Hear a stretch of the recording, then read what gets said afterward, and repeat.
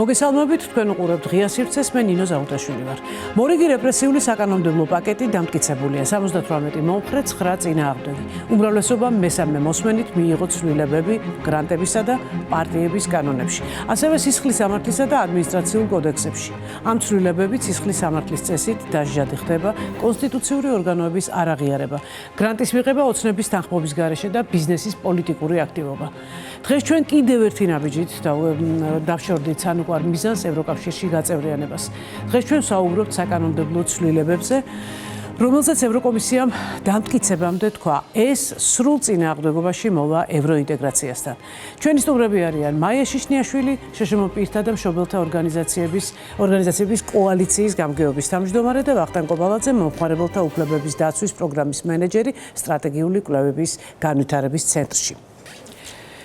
მოგესალმებით, ძალიან დიდი მადლობა მობრძანებისთვის. სულ ორი სიტყვით მინდა განმარტოთ, რატომ ვაქცევთ ამ თემას განსაკუთრებულ ყურადღებას. სამწუხაროდ პროპაგანდა ძლიერად ზემოქმედებს ადამიანების ცნობიერებაზე და რიგ შემთხვევებში მათ მოახდინეს არასამთავრობო სექტორის დემონიზება. მე არ ვიცი, ვინ გონიათ ისინი სამთავრობო არხების მაყურებლებს, მე ვიცი, ვინ გონია ისინი ჩვენ.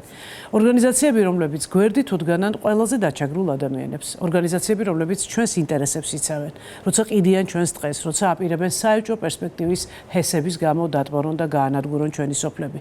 ვინახსენდებათ პირველ რიგში ადამიანებს, რომლებსაც სისტემა ჩაგრავს, არასამთავრობო ორგანიზაციები.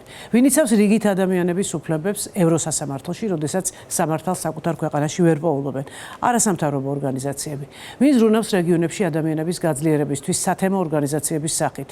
ვინ უწყობს იქ ხელს მეწარმეობის განვითარებას თუნდაც და საბოლოოდ ვინ აკეთებს წლების განმავლობაში იმას, რასაც ხელისუფლებებს უნდა ეკეთებინათ, მაგრამ ან არ იცოდნენ, ან არ შეეძლოთ, ან არ ადარდებდათ. ესაა არასამთავრობო ორგანიზაციების სამოქალაქო საზოგადოება, რომლის ორი წარმომადგენელი ახლა ჩვენთან ერთად არის სტუდიაში და კიდევ ერთხელ მინდა რომ ხაზი გაუსვათ იმ მნიშვნელობას, თქვენი ორგანიზაციების მუშაობის მნიშვნელობას ადამიანებისთვის, რომლებისთვისაც მუშაობთ და სახელმწიფოსთვის, რომლის ძალიან დიდწილად გასაკეთებელს ყოველთვის აკეთებდით თქვენ. ყოველ შემთხვევაში, ჩემი 14 წლიანი პრაქტიკა თქვენთან ურთიერთობის ასეთია და მე მინდა ეს მოქალაქეებმა იცოდნენ. მაია, დავიწყოთ თქვენგან.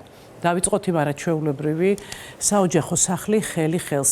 მოდი, ვთქვათ, რა მიზნით დაიწყეთ ეს თქვენი აქტივობა და რა შეეხებოდა ის? მოგესალმებით თქვენს მაყურებელს და მსმენელს. მე ვარ შეზღუდული შესაძლებლობის მქონე ბიჭის დედა. და ამ სფეროში საერთოდაც მოვხვდი მის გამო. მანამდე ამ სფეროს შესახებ საერთოდ არაფერი არ ვიცოდი. და ხელი ხელს სახლები, რომელიც დღეს უკვე ფართოდ არის დანერგილი და საქართველოში უკვე მიღებული პრაქტიკა არის, ამ სერვისის აწყობა წამოვიდა ჩემი შიშიდან. რა ეშველება ჩემს შვილს, მას შემდეგ, რაც მე აღარ ვიქნები. როგორ გაგრძელებს ცხოვრებას, ვინ ამოუდგება გვერდში. იმიტომ რომ ძალიან ბევრი სამწუხარო ისტორიები მაქვს მოსმენილი და ძირითადად დიდ თავშესაფრებში დღესაც აი სულ ეხლახანს ვიცოდით რომ ხვდებოდა ის ხალხი, ვისაც მშობლები გარდაეცვალა. ეს ბუნებრივია, სწორიც არის ხო, მშობელი უნდა წავიდეს, შვილი უნდა დარჩეს, ეს არის ყველაზე კარგი ამბავი ჩვენ ცხოვრებაში, ასეც უნდა მოხდეს. მაგრამ რა ხდება მას შემდეგ, ყველაზე დიდი მხარდამჭერი, ყველაზე დიდი მოყვარული ადამიანი ტოვებს შშმ პირს, რომელსაც სჭირდება ძალიან დიდი მხარდაჭერა. მეტნაკლებად ვიღაცას მეტი, ვიღაცას ნაკლები, ხო? და ჩვენ შემოვიტანეთ სერვისი, რომელიც უცხოეთში უკვე აპრობირებული იყო, საინტერესო იყო და ძალიან ბევრი კვლევა იყო იმის შესახებ, რომ ეს იყო ერთ-ერთი საუკეთესო ალტერნატივა მანამდე არსებული დიდი ზომის თავშესაფრების და საცხოვრებლების. მაია, მოდი იცი რა მინდა, აი ესეც გავსაზღვროთ რა, აი რო იცოდეს მაყურებელმა რა განსხვავებაა დიდ სახლებსა და საოჯახო სახლებს შორის. აი რატოა პრიორიტეტული, რატო არის ეს პრაქტიკა ყველაზე გამართლებული მსოფლიოს წარმატებულ ქვეყნებში? ძალიან ბევრი რაღაცით არის. ახლა პირველ რიგში ერთ სივრცეში ცხოვრობს დაახლოებით, არ ვიცი, 50, 60, 100, 200 გააჩნია ზომას თავშესაფარში ადამიანი, ხოლო საოჯახო ტიპის სახლში ცხოვრობს ტიპური ოჯახის რაოდენობის ადამიანი. ანუ ჩვეულებრივი ქართული ოჯახი რამდენიც არის 4-დან 6-მდე ადამიანი ცხოვრობს ამ საოჯახო ტიპის სახლში. ეს გვაძლევს ძალიან დიდ განსხვავებას უფლებრივი თვალსაზრისით, ადამიანურობის თვალსაზრისით.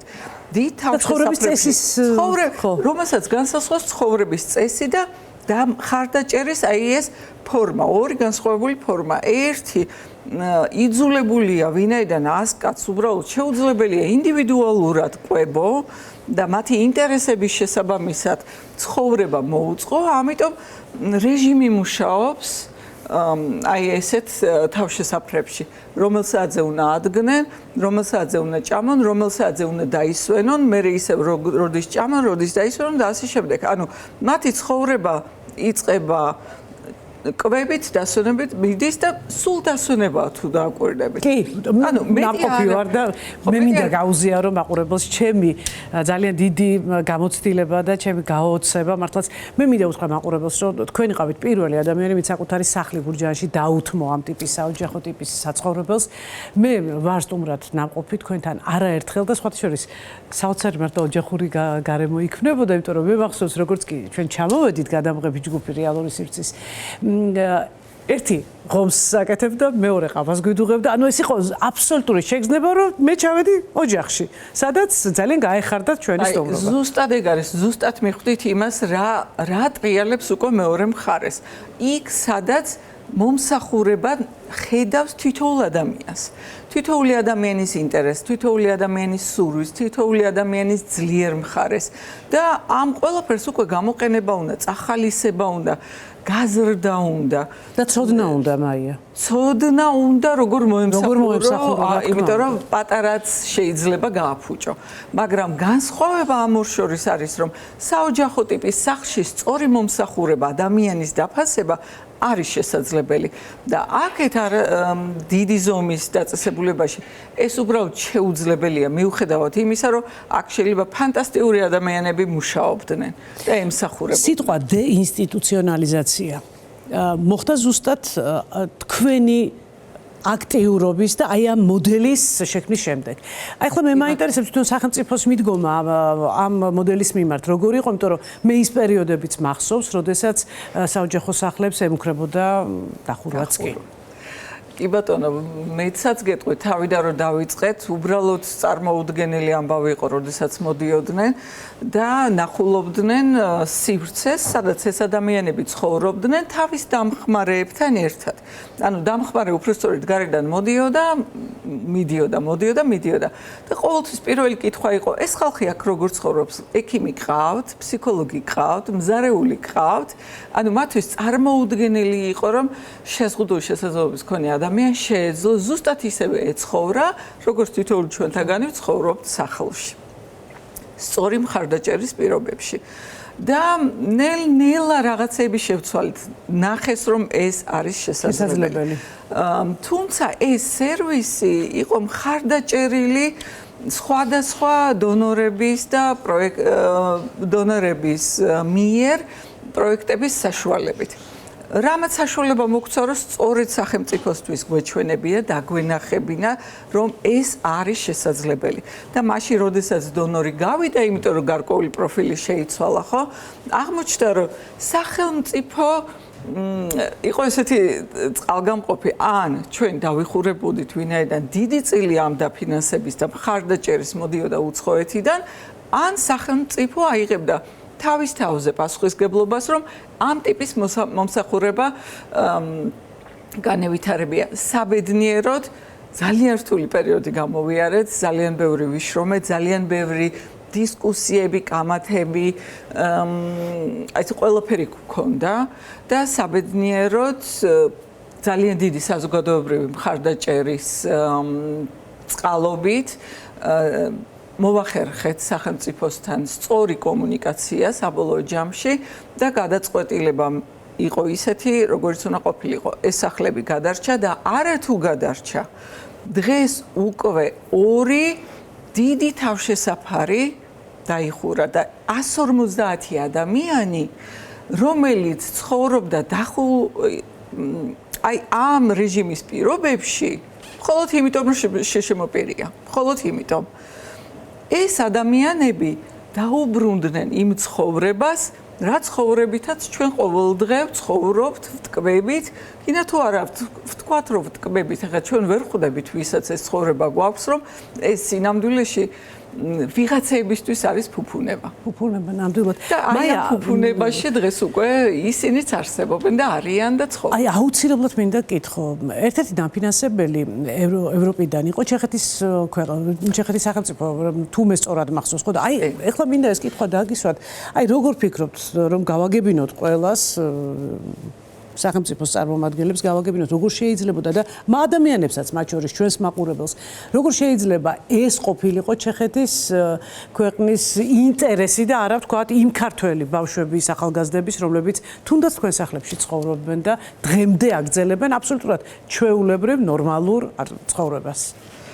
ხო, ჩემთვის ეს ამოუხსნელია, აი ვერაფრით ვერ ხვდები. თქვენ ხა ჩეხეთის ინტერესს ატარებდით თუ იმ ადამიანების, ქართველების, რომლებსაც თქვენ ცოტა უცნაური მართლა სულ ფიქრობდი, რომ აი რაღაც კონტექსტით როგორ ხო შეიძლება რაღაც ხანდახან შეიძლება ადამიანების შეიძლება შენ არ მიიღო განსხვავებული აზრი, მაგრამ შეიძლება ამოხსნა, რომ გაგების დონეზე გავიგეთ, ვერ გავიგე. ანუ რატო უნდა არათუ ვერ გავიგე, ჩემთვის ეს არის შეურაცხყოფელია.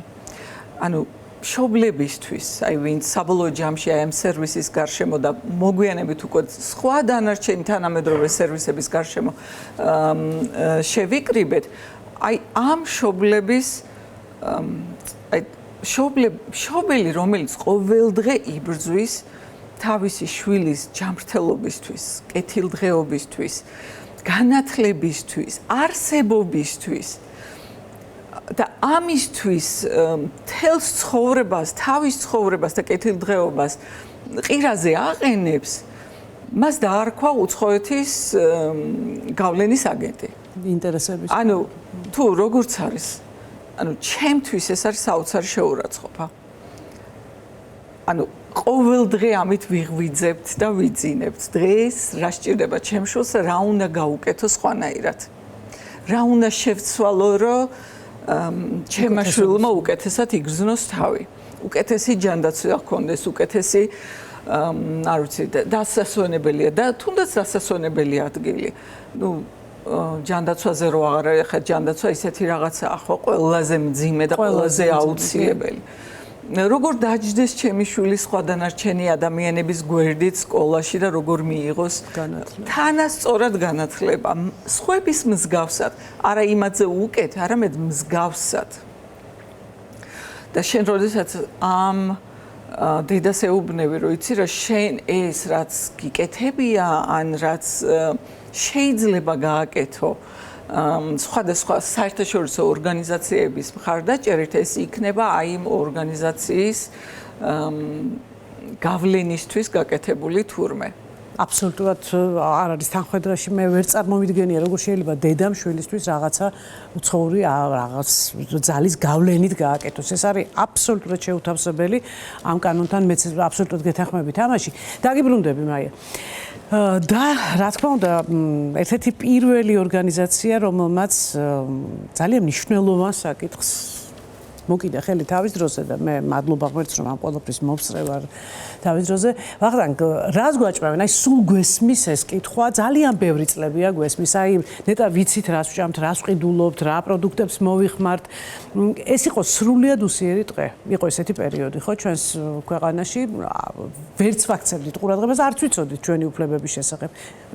მით უმეტეს ბოლო დროს განვითარებული მოვლენები რო ავიღოთ, იგივე რძეში მაგალითად ფრინველის სკინტი, იგივე აი ეს ქართული ჯარისა და პოლიციის კვების საკითხები. აი ახლა ამ ბოლო პერიოდში რა ციხეებში იკვება ბოლოდროინდელი ეს ინფორმაცია ყველა ვარიანტში ამოდის და ჩვენ ამაზე ინფორმაციას ვგებულობთ. აი რა არის ის, რაც შეგიძლია თქვათ, რა დაიწყეთ აი ამ არასამთავრობო ორგანიზაციის მუშაობით, ამ ფარგლებში რა დაიწყეთ და რა იყო ყველაზე მნიშვნელოვანი და ესეთი აღმოჩენები ამ პროცესში თქვენთვის?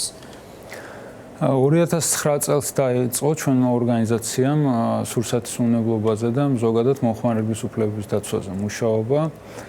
მე ამ საკითხს სხვა ორგანიზაციიდან 2010 წლიდან შევუერთდი და 2017 წლიდან უკვე ამ ორგანიზაციაში საქართველოს სტრატეგიული კვლევებისა და განვითარების ცენტრში მუშაობ. 2009 წელს იყო პერიოდი, როდესაც ჩვენ სრული სერიოზულობით გვიხდებოდა მტკიცება საზოგადოების ნაწილისთვის, მათ შორის ხელისუფლებისთვის, რომ აუცილებელია სურსათის სახელმწიფო კონტროლი, რომ ამის გარეშე უბრალოდ შეუძლებელია, რომ ნორმალური საზოგადოება და სახელმწიფო არსებობდეს. ნუ პასუხობდნენ ესეთ რაღაცას, რომ აი მაწონს რო შეჭამ და მოიწამლები, მე იმ მაწონს აღარ იყიდი და რა საჭიროა. ნუ იყო ესეთი მიდგომა, რომ ბიზნესი, ესე იგი, არ უნდა შევავიწროოთ არანაირად, ბაზარი თვითონ დაარეგულირებს ყველაფერს და პირიქით უნდა შეუწყოთ ხელი ბიზნესის განვითარებას და ეს არის სრულიად ზედმეტის კონტროლი, მით უმეტეს ამას კორუფცია მოსდევს და ასე შემდეგ და ნუ რაც უფრო ნაკლები მაკონტროლებელი იქნება, მით უფრო ნაკლები იქნება კორუფცია. და ჩვენ ესე იგი წლების მანძილზე, ნუ აი ფაქტიურად, რა ვიცი, ყველა ფორუმს შესაძლებლობას, სატელევიზიო ეთერს თუ ნებისმიერ შესაძლებლობას ვიყენებდით იმისთვის, რომ მიგვეწვდინა ხმა საზოგადოებისთვის, ხელისუფლებისთვის, მედიისთვის, მათ შორის, რომ ამის გარეშე შეუძლებელია არსებობა უბრალოდ რა. ეს იგივეა, რომ გააუქმო პოლიცია, გააუქმო სასამართლო, თქვა, რომ აი პოლიცია არ მომწონს, სასამართლო არ მომწონს და ამიტომ საერთოდ გვაუქმებ და ესე ვიცხოვრებთ, არ არის საჭირო ჩვენთან მოვაგვარებთ ჩვენს ურთიერთობებს. ეს დაახლოებით იგივეა.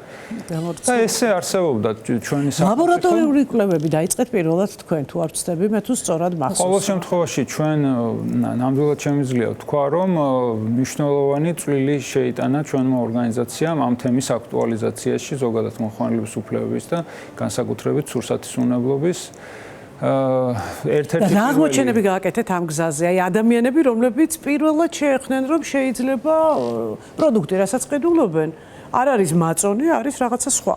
მაგალითად არაჟანი არის, თქვათ, არაჟანი.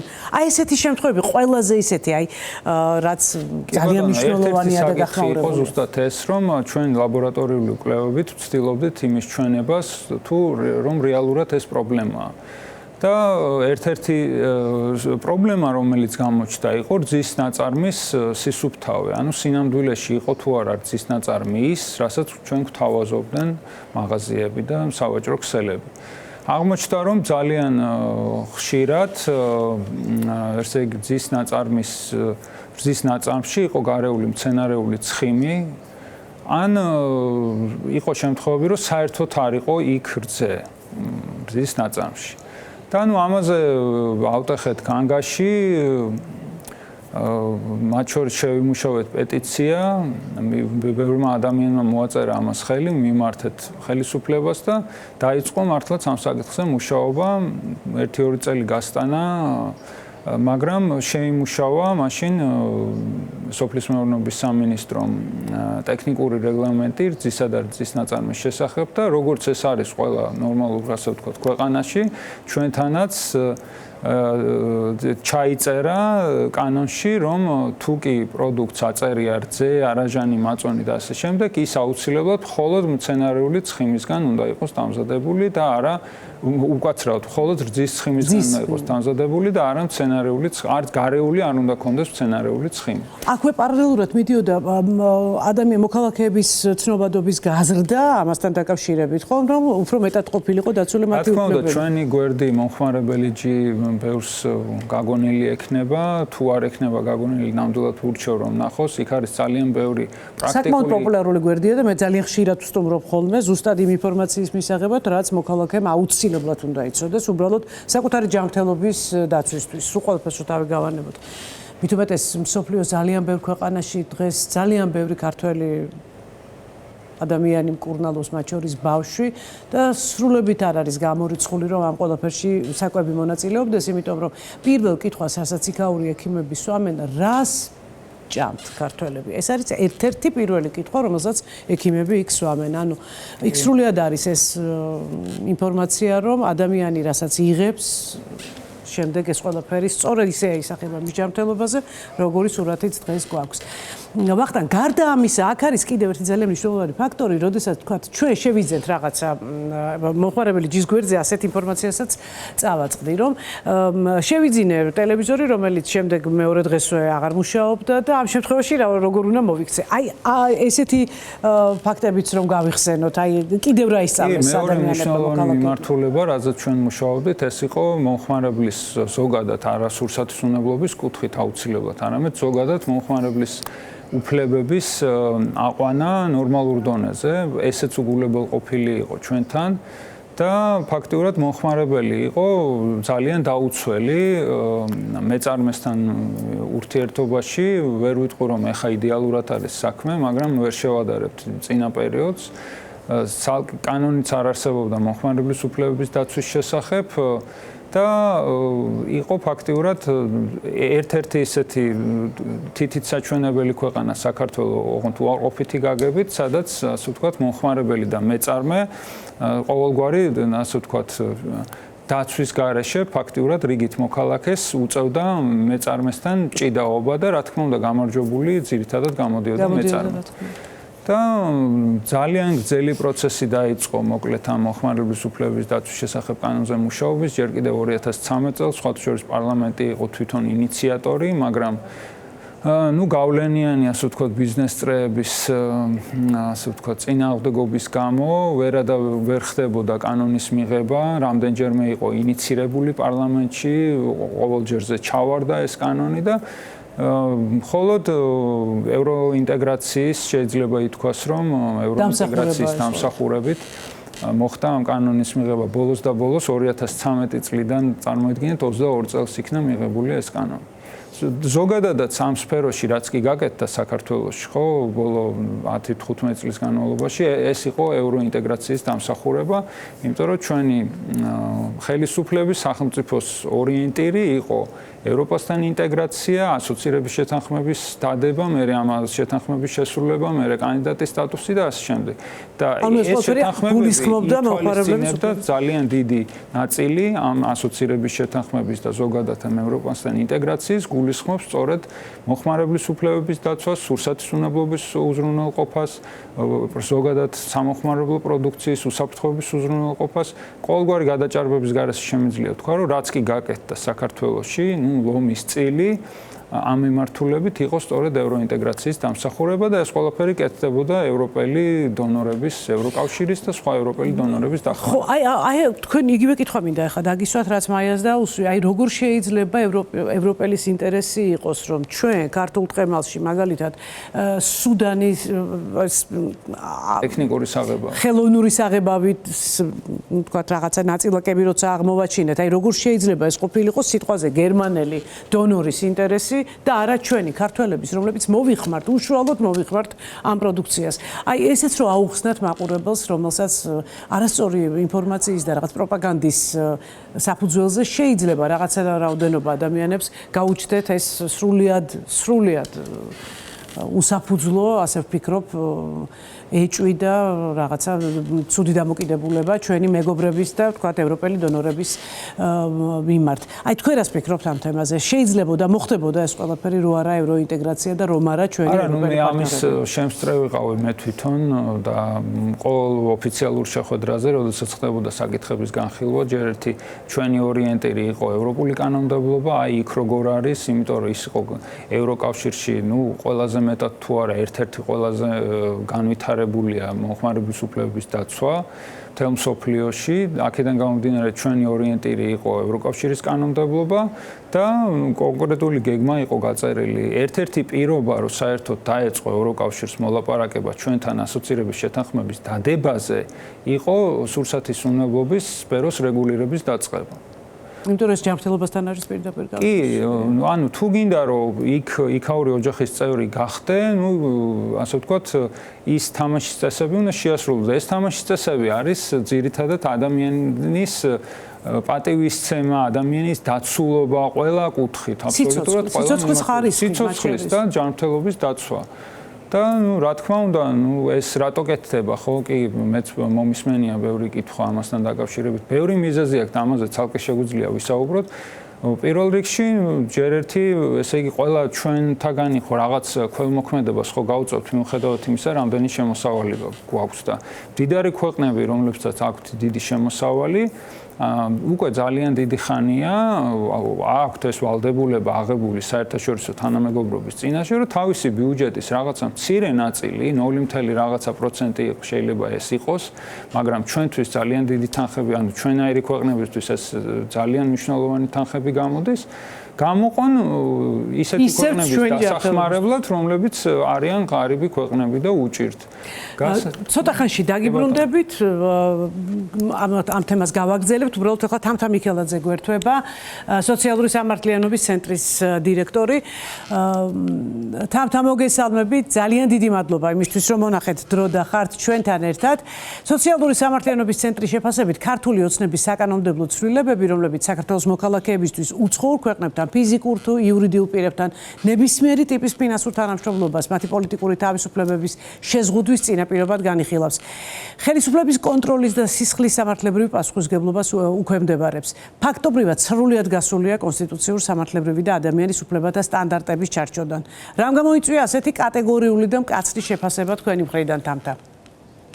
მოგესალმებით ნინო, მივესალმები მაყურებელს, მადლობა მოწვევისთვის. ალბათ პირველ რიგში უნდა ითქვა ის, რომ წინა წლის გაზაფხულზე და უფრო მანამდე 24 წელს მიღებულმა კანონებმა სამოქალაქო საზოგადოების ორგანიზებული ინსტიტუციური ნაწილი შეიძლება ითქვას, რომ სრულად ჩამოანგრია.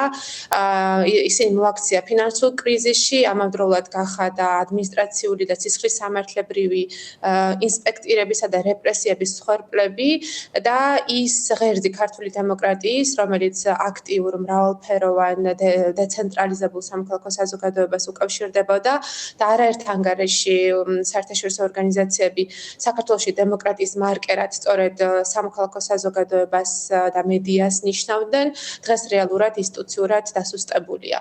თუმცა ქართულმა ოცნებამ ესეც არ იკმარა და დღეს ის კიდევ უფრო მეტად აფართოებს გრანტის განმარტებას და აქ პრაქტიკულად ყველა ტიპის ურთიერთობას მოიცავს უცხოურ დაფინანსებასთან, მათ შორის უკვე ინდივიდუალური სერვის კონტრაქტების ფორმით, ნებისმიერი ადამიანი, რომელიც ექსპერტია, მეცნიერია, консультანტია და შესაძლოა რაღაც სერვის აწვდიდეს ან შრომით ურთიერთობაში იყოს საერთაშორისო ორგანიზაციებთან, ხომ და ამავდროულად როგორც აქტიური მოქალაქეები, ხო, გავლენას ახდენდნენ პოლიტიკაზე ან საზოგადოებაზე, პრაქტიკულად მათ მოეთხოვებათ აი ამგვარი თანამშრომლობის შეთანხმება საქართველოს მთავრობას და სხვა შემთხვევაში გათვალისწინებულია მაღალი სისხლის სამართლებრივი პასუხისმგებლობები. ამიტომ ეს ახალი ჩარჩო, ხო, რომელიც კიდევ უფრო მეტად ამძიმებს და რომლის მიზანი აშკარად არის ერთის მხრივ, რომ თითქმის ყველა ურთიერთობა მთავრობის კონტროლს დაუქვემდებაროს და ის ორგანიზაციები, ფილიალები, რომელიც მანამდე თავისუფლად არსებობდნენ, ხო, გაზაფხულის კანონების შემდეგ, საკანონმდებლო ცვლილებების შემდეგ, რეალურად კანონის კონტროლის ქვეშ მოაქციონ და მეორეს მხრივ ჩვენ ხედავთ, რომ მათ უკვე ინტერესი აქვთ, რომ ის ინდივიდუალური ადამიანები, რომლებიც პრინციპში არის ის ინტელექტუალური კულტურული საშუალო კლასი, რომელიც ურბანულ ცენტრებში, სხვა ქალაქებში პროტესტს აგრძელებს, ხო სწორედ მათ დაუმიზნოს და მათ გადაუკეტოს ფინანსური შესაძლებლობები და ეკონომიკურად დაასუსტოს. ამიტომ გონია რომ ეს მიზან ერთის მხრივ მათ რა თქმა უნდა ეს თვითორგანიზებული ინსტიტუციური სფერო მოშალეს რუინიზაციასაც კი ვეძახი მე ამას და თქვა რომ მოისმინოთ ისტორიები თუნდაც ჩვენი ორგანიზაციის ისტორია ხო დღეს რა მდგომარეობაში ვართ რა პერიპეტიები და კრიზისები გადავიტანეთ 25 წელს და რაღა დარჩა ჩვენი ძველი გამოცდილებიდან და 10 წელზე მეტი 20 წელზე მეტი ხო ზოგიერთი ორგანიზაცია კიდევ უფრო დიდი ხნის არის ნამუშევარი ხო უმძიმესი შრომითა და ბრძოლით ნაშენები გამოცდილებები პრაქტიკულად დაანგრიეს. მაგრამ ჩვენ ხედავთ რომ ისინი ებრძვიან რაღაცა ტიპის სოციალურ პოლიტიკურ კლასს, ხო, იმ ადამიანებს, რომლებიცაც ჰქონდათ ავტონომიური რესურსები და არ არიან დამოკიდებული ქართულ ოცნებაზე, არ არიან დამოკიდებული ბიზნესებზე, ხო, რომლებიც დღეს ასევე ძალიან მოთვინიერებულები არიან და ახერხებდნენ მოქალაქედ დარჩენას, ხო, ხმის ამოღებას, თვითორგანიზებას, სოლიდარობის გამოხატვას, სხვა უფრო დაუცველი ჯგუფების მხარდაჭერას, პროტესტის გაგრძელებას, მაგრამ დღეს მათ უნდათ რომ ამ ადამიანებმა დაკარგონ მათი ეკონომიკური რესურსები და მინდა ვთქვა რომ ჩვენ ამ კლასს ხშირად საშუალო კლასს ვეძახით, მაგრამ კლასიკურად ეს ჯგუფი საშუალო კლასიც არ არის, იმიტომ რომ ის ძალიან პრეკარიატულია, ძალიან დაუცველია, ხო, ვალებზე დამოკიდებულია. თვითონ ის სახელფასო მასშტაბიც, რაც ამ ადამიანებს აქვთ, არ არის მათი მყარი და გრძელვადიანი სოციალური საფრთხეების გარანტია. ამიტომ ის ძალიან მალე გააღარიბებს ამ კლასს და ქართული ოცნების მოლოდინია, რაც მათ ენაში არაერთხელ წაუცდათ, რომ ამ ადამიანებმა ქვეყანა დატოვონ და მაშინ მათ უფრო გაუადვილდებათ, ცხადია, უკვე სრული კონტროლი საზოგადოების და პოლიტიკური მართვა. მე როგორც ვიცი, თქვენც დატოვეთ საქართველოს და თქვენ ახლა გვერდებით უცხოეთიდან ქვეყანას არ დავაკონკრეტებ და ვერც დავაკონკრეტებ, ნამდვილად არ მაქვს ეს ინფორმაცია. ეს არის გამოწვეული იქიდან, დაკავშირებულია თუ არა ბოლო განვითარებულ მოვლენებთან? ეს უკავშირდება გარკვეულ ჩემს ვალდებულებებს და სამსახურებრივ საკითხებს, რომელიც შესაძლოა არ უკავშირდებოდეს პირდაპირ ჩემს უფლებადაცვით საქმიანობას და რა თქმა უნდა, მე როგორც კი ჩემს პირად გამოცდილებაში ეს შანსი მექნება, რა თქმა უნდა, ძალიან მალე ვაპირებ რომ დაუბრუნდე, მაგრამ ძალიან ბევრი ადამიანს აქვს, ხო, დღეს ჩემს გარშემო ძალიან ბევრი ადამიანი უკვე საუბრობს იმაზე, რომ თუ არაფრის შესაძლებლობა აღარ დარჩა, ხო იმისთვის რომ ეს ადამიანები გადარჩნენ, ხო მათ შეიძლება მოუწიოთ ქვეყნის დატოვება, რაც ძალიან მძიმეა. თან ჩვენ ერთი რაღაც უნდა გავიაზროთ, რომ აი ეს კლასი, ხო, რომელიც დღეს რუსთაველზე დგას, რომელიც აგრძელებს ბრძოლას ბათუმში, ქუთაისში, ზუგდიდში, რომლებიც ჭიათურელების პროტესტს უერთდებიან, ქალთა პროტესტს უერთდებიან და ასე შემდეგ, ხო, რა კლასია ეს, ხო, აი როგორია ისტორია ჩვენი აი ამ თაობის, ასე ვთქვათ, ხო, ჩვენ ვართ ადამიანები, რომლებსაც არანაირი გარანტია და არანაირი დაცვა სახელმწიფომ არ მისცა თავის დროზე, ხო, ჩვენით მეცადინეობდით, ჩვენით სწავლობდით, წვალობდით, ხო, ჩვენ არ ვართ რაღაც სოციალურად მხარდაჭერი ჯგუფი, რაც სახელმწიფოსგან და არც ჩვენი ოჯახებისგან, ხო, რომლებმაც 90-იანი წლების კრიზისი გამოიარეს და ჩვენ არ მოგვდევს მემკვიდრეობით რაიმე ტიპის მხარდაჭერა, უფრო მეტიც, ხო, ჩვენ ვართ ის თაობა, რომელმაც ძალიან ბევრი პასუხისმგებლობა აიღო საკუთარ თავზე და ხშირად აი ამ კონკრეტული ადამიანების უკან ოჯახები, ბებიები, ბაბუები, მშობლები დგას და მთელი ეს ტვირთები ფინანსური, ეკონომიკური ამ ადამიანებზეა. შესაბამისად, აი ამ ჯგუფის მოშლა, ეხლა თქვა, თუნდაც რაც ხდება ილიას სახელმწიფო უნივერსიტეტში, სხვა უნივერსიტეტებში, ხო, როცა 92%-იანი განადგურება ხდება. ან ამდენი ათასი ადამიანი, ხო, რომელიც იქ არის დასაქმებული და რომელმაც ასევე ძალიან დიდი გზა გაიარა იმისთვის, რომ მეცნიერებაში დარჩენილიყო და საჯარო ინტერესისთვის ემუშავათ. არც ისეთ მაღალ ხალხასაც ისეთ უნივერსიტეტში რა მდგომარეობა. ხო, საერთოდ წავიდეს ეს განათლებული კლასი. რამდენი ადამიანია მათზე დამოკიდებული. ამიტომ ეს არის აი მონაპოვარის ეროზია და განადგურება, ხო, რომელიც ჩვენ ვართ ის თაობა, რომელიც საკუთარ ბიოგრაფიებში ამ პატარა დამოუკიდებელი სუსტი სახელმწიფოს გამოცდილებას ატარებს, ხო? რამდენადაც ვიცი, რამდენადაც ვიცი, თქვენ ილიონის ასოცირებული პროფესორი ხართ, სადაც სამართლის თეორიას კითხულობდით. ვარაუდობთ, რომ უნივერსიტეტში ეს პროგრამა გაუქმდა, უკვე დაკარგეთ ეს სამსახური, არასამთავრობო ორგანიზაციის ფარგლებში საქმიანობის შესაძლებლობა შეგეზღუდათ. მეორე და მესამე, პოლიტიკური კარიერა რომ მოიდომოთ, ამის უფლებაც კი წაგართვათ ფაქტიურად ქართულმა ოცნებამ, იმიტომ რომ 8 წლის ვადით თქვენ რადგან მუშაობდით არასამთავრობო ორგანიზაციაში, თქვენ არ გექნებათ საშუალება, რომ თუნდაც პოლიტიკაში გააგრძელოთ თქვენი კარიერა. აი, რას ნიშნავს ეს ყოველმხრივ შეზღუდული ადამიანის, ვთქვათ, მდგომარეობა ქვეყანაში? იცით ეს ხომ ხა ეს ჩემი პირადი საკითხი ხო არ არის ეს ხომ ათასობით ადამიანის გამოცდილებაა საბოლოოდ ხო და ხო მათ სწორედ ეს უნდათ რომ ის ადამიანები რომლებმაც ჩვენი თქვათ ნაწილმა მეცნიერებაში ნაწილმა უფლებადაცვით საქმიანობაში ნაწილმა ექსპერტულ საქმიანობაში ჩვენ ძალიან სერიოზული ექსპერტები ყავთ ხო რომლებიც ძალიან დიდი რეფორმატორებიც იქნებოდნენ და ძალიან ხშირად ნინო ის ქვეყნის ის რეფორმები რომელიც წარდებოდა ავად თუ კარგად ხო მათ შორის ჩვენს გამოცდილებებზე გადადიოდა ჩვენ ძალიან დიდი წვლილი შევიტანეთ სხვადასხვა დროს სხვადასხვა სფეროში ამ ქვეყანაში უფლებების დაცვისთვის რეფორმებისთვის ინსტიტუტების განვითარებისთვის კორუფციასთან ბრძოლისთვის და მთელი ჩვენი პირადი ცხოვრება ხო მთელი ეს ბიოგრაფია მიმართული იყო იმისკენ რომ აი სუსტი იმპერიების ნანგრევებზე წარმოშობილი სახელმწიფოს გაძლიერებაში ხო წვლილი შეგვეტანა და სხვა შორის აი ამ თაობას ახასიათებს ისიც რომ მათ ეს რაღაცა ტიპის პატრიოტიზმი თუ სოციალური პასუხისმგებლობა ძალიან მაღალი აქვს ხო ჩვენ გქონდა შესაძლებლობა აგვერჩიათ საჯარო ინტერესისთვის მუშაობა ან თქვა რაღაც კერძო ინტერესისთვის და ჩვენ ყოველთვის საჯარო ინტერესის სასარგებლო არჩევას ვაკეთებდით და დღეს ანუ ჩვენ რომლებიც ვიყავით ადამიანები რომლებიც მუშებთან გლეხებთან ეთნიკურ უმცირესობებთან შეშმოპირებთან ბავშვებთან ქალებთან მუშაობდით და ქვემოთ დამცილობდით ხო ამ ადამიანების ხმის გაძლიერებას მათ ინტერესების დღის წესრიგში შემოტანას ხშირად სახელმწიფო ინსტიტუტებთან თანამშრომლობას ან გარკვეულ კონფლიქტს რომ სამართლიანობა შემდგარიყო ამ ქვეყანაში დღეს და უფრო მეტი გამოცდილება გვაქვს საჯარო ინტერესისთვის მუშაობის იმიტომ რომ ქართული ოცნების ლიდერები ვინ არიან ტექნოკრატები მილიონერები ან ხო რაღაცა ტიპები რომლებიც საიდან გაჩნდა საერთოდ რა ბიოგრაფიები აქვთ არ ვიცით თურმე ზარქუა და სხვები ხო ხა არ მინდა რომ ყველა შევეხო პერსონალურად იმსახურებენ პოლიტიკაში ყოფნას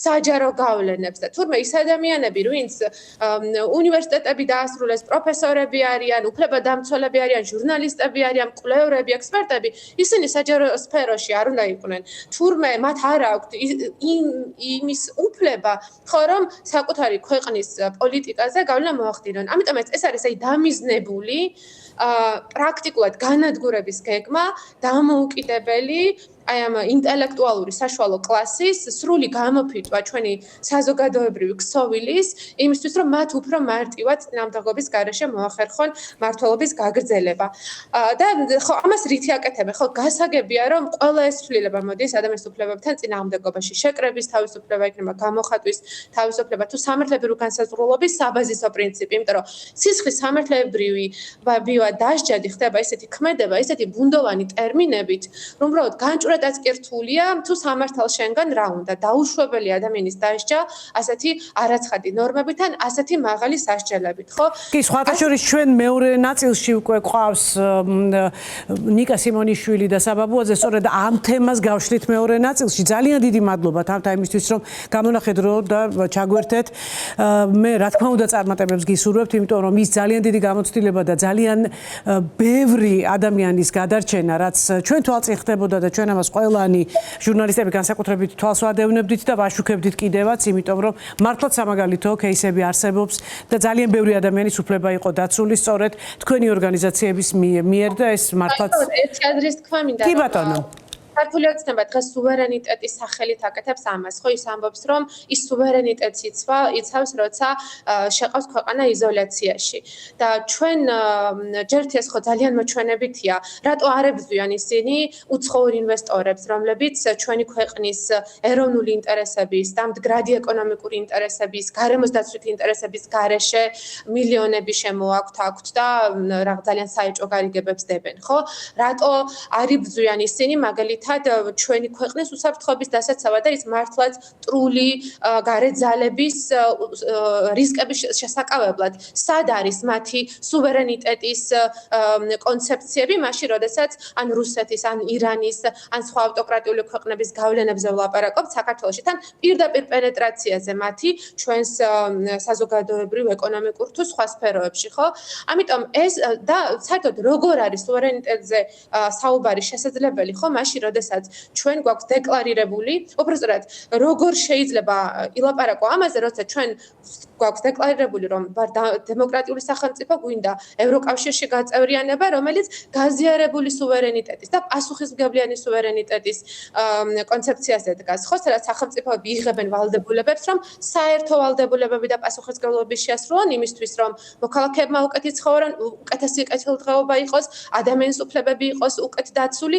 და დღეს ქვეყნის იზოლაცია, რომელშიც მათ შეყავთ, ხო, და პრაქტიკული ბუნკერიზაცია ხდება ამ ცვლილებების მერე ქვეყნის, იმიტომ რომ პოლიტიკურ დონეზე ისედაც იზოლირებულია ქვეყანა, უკვე საზოგადოების იზოლაციას აკეთებენ, იგივე განათლების რეფორმა რა არის, ხო? ისეთი სტანდარტების დამკვიდრება, რომ ძალიან გაუჭირდება ჩვენ ახალგაზრდებს, მერე ამის აკრედიტაცია, საკუთარი სტატუსების აღიარება ევროპულ უნივერსიტეტებში, ხო? ეს უკვე საზოგადოებრივ დონეზე გადატანილი იზოლაციაა და ეს არის რაც ავირჩიეთ, ისედაც მოწყვლადმა პატარა სახელმწიფომ, ხო, რომლის ეკონომიკა სხვებზეა დამოკიდებული, რომლის უსაფრთხოება სხვებზეა დამოკიდებული, როგორ შეიძლება იზოლაციის პოლიტიკა აირჩიოს და მართლა რაღაც სრული ბუნკერიზაცია მოხდეს ქვეყნის. ეს არ არის არც ის, რაზეც ვოცნებობდით 90-იან წლებში და არც ყველა შემდგომ პერიოდში, როდესაც პოლიტიკური ცვლილებები გატარდა ამ ქვეყანაში. მადლობა, თამთა, ძალიან დიდი მადლობა ჩართვისთვის. სხვათა შორის ეს ყველაფერი, რაც თქვენ ახსენეთ, უკვე კონსტიტუციაშიც კი გავწერეთ, იმდენად მნიშვნელოვანია ეს ჩვენთვის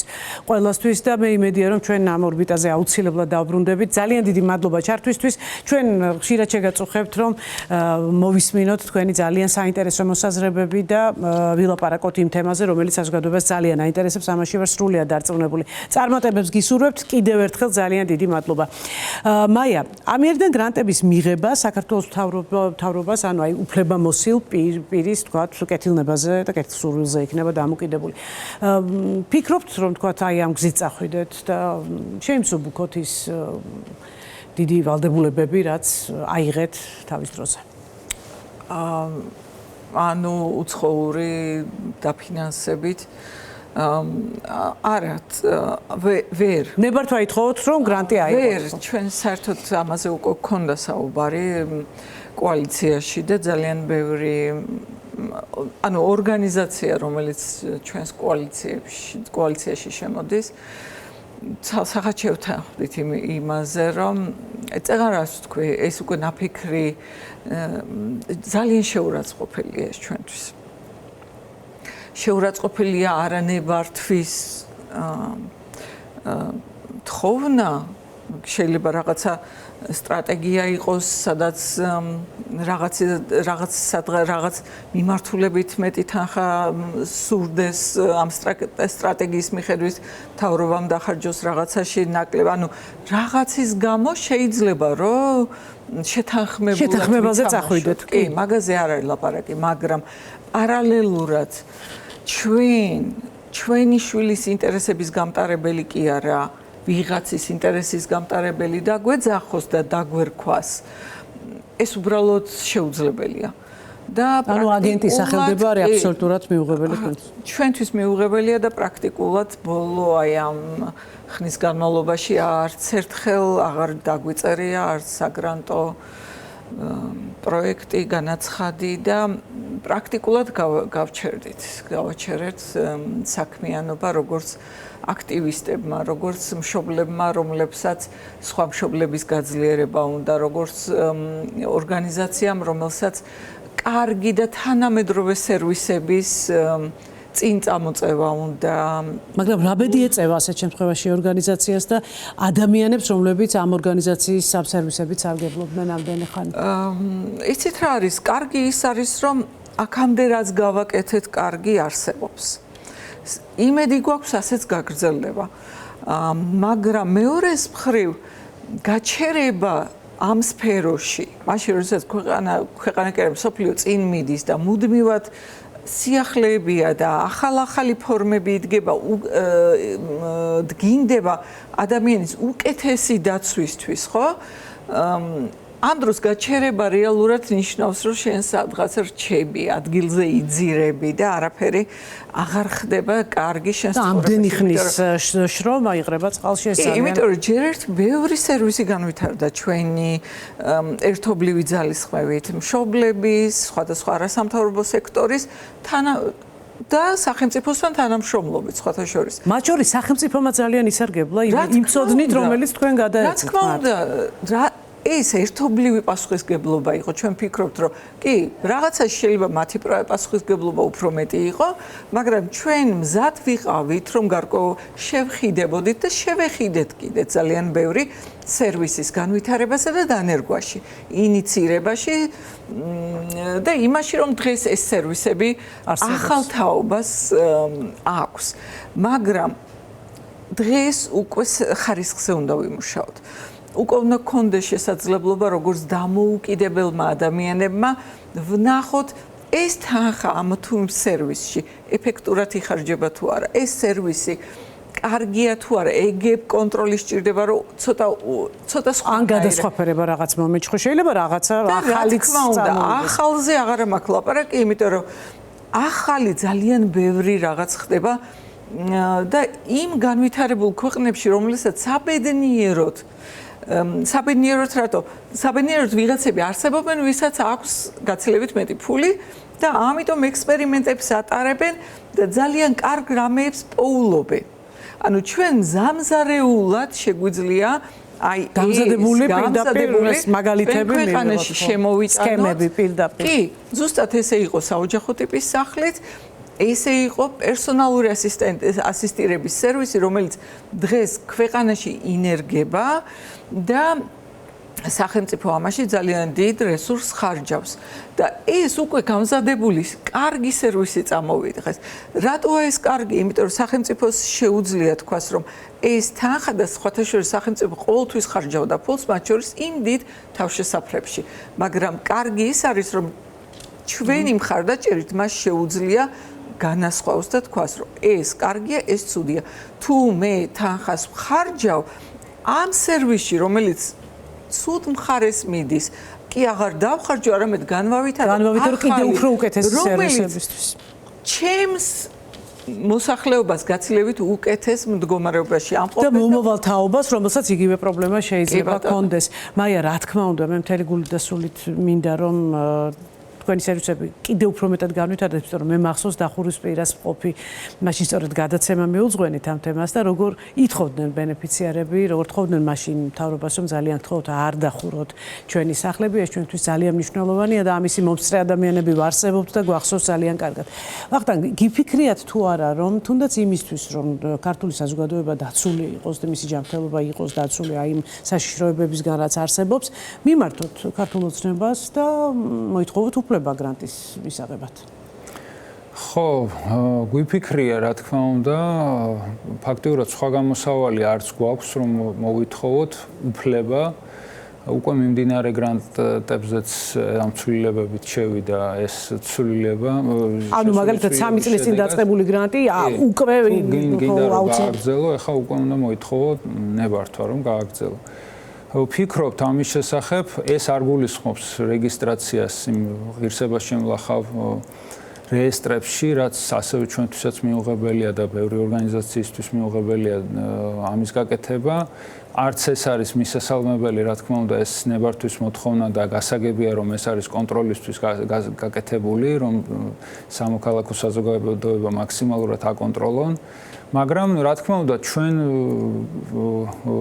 შეიძლება რომ წავიდეთ ამ გზით და ვნახოთ სადამდე მიგვიშვებენ ასე ვთქვათ და სადამდე მოგცემენ საშუალებას ვაკეთოთ ის საქმე რასაც ამდენი წელია ვაკეთებთ და მართლა წყალში არ ჩავყაროთ ის ჩვენი გამოცდილება და ის მიღწეული შედეგები რასაც აქამდე მრავალწლიანი შრომით მივაღწიეთ. ნახოთ თუ კიდე რაღაცა არ მოიფიქრეს ისეთი რაც გვაიძულებს რომ ხელი მოვაწეროთ თითქოს ჩვენ ვართ მართლაც რაღაცა უცხო ქვეყნების აგენტები და ინტერესების გამტარებლები განვიხილავთ შესაძლებლობას რომ მოვითხოვოთ ნებართვა და ვნახოთ აბა რა მოხდება არ ვიცი.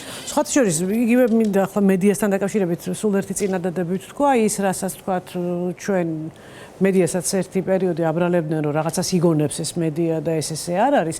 იგივე ის სკანდალი რომელიც ახლა ხანს აი ამ ქართული ჯარისა და პოლიციის შესახებ დატრიალდა მოწამლულ იმ კვებასთან დაკავშირებით და ვადაგასულ თემსთან დაკავშირებით ეს სრულიად წარმოუდგენელი ამბავია და რეაგირებაც კი არ მოყოლია ამას ისეთი რომ თქვა რაღაცა გადაემოწმებინათ ის ადამიანები ვისაც უკვე მიღებული ქონდა ეს საკვები ხო ესეც თქვენ სწორედ ამ კომპანიასთან დაკავშირებით ქონდათ კვლევა ჩატარებული და იქ გამოვლინდა ზუსტად ის კომპანია რომელიც დღეს დადასტურდა რომ ამ ტიპის საქმიანობას ეწეოდა.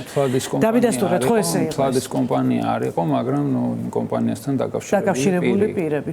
ისევე როგორც მედიას დააბრალეს რომ რაღაცეები რაც მაშინ გადიოდა ეთერში არ იყო მართალი, მაგრამ აღმოჩნდა რომ ყველაფერი მართალი იყო და ის ადამიანები დღეს სისხლის სამართლის პასუხისმგებაში არიან და ზოგი საპატიმროში ძის.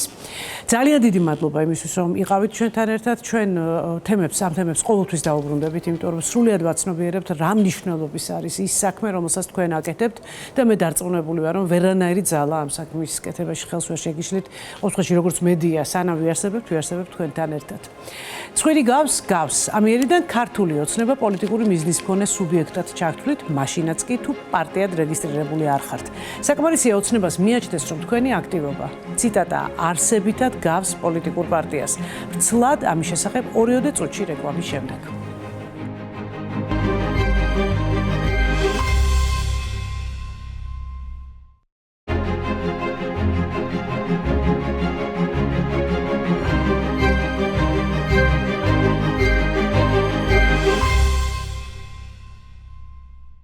ბრუნდებით ღია სივრცეში.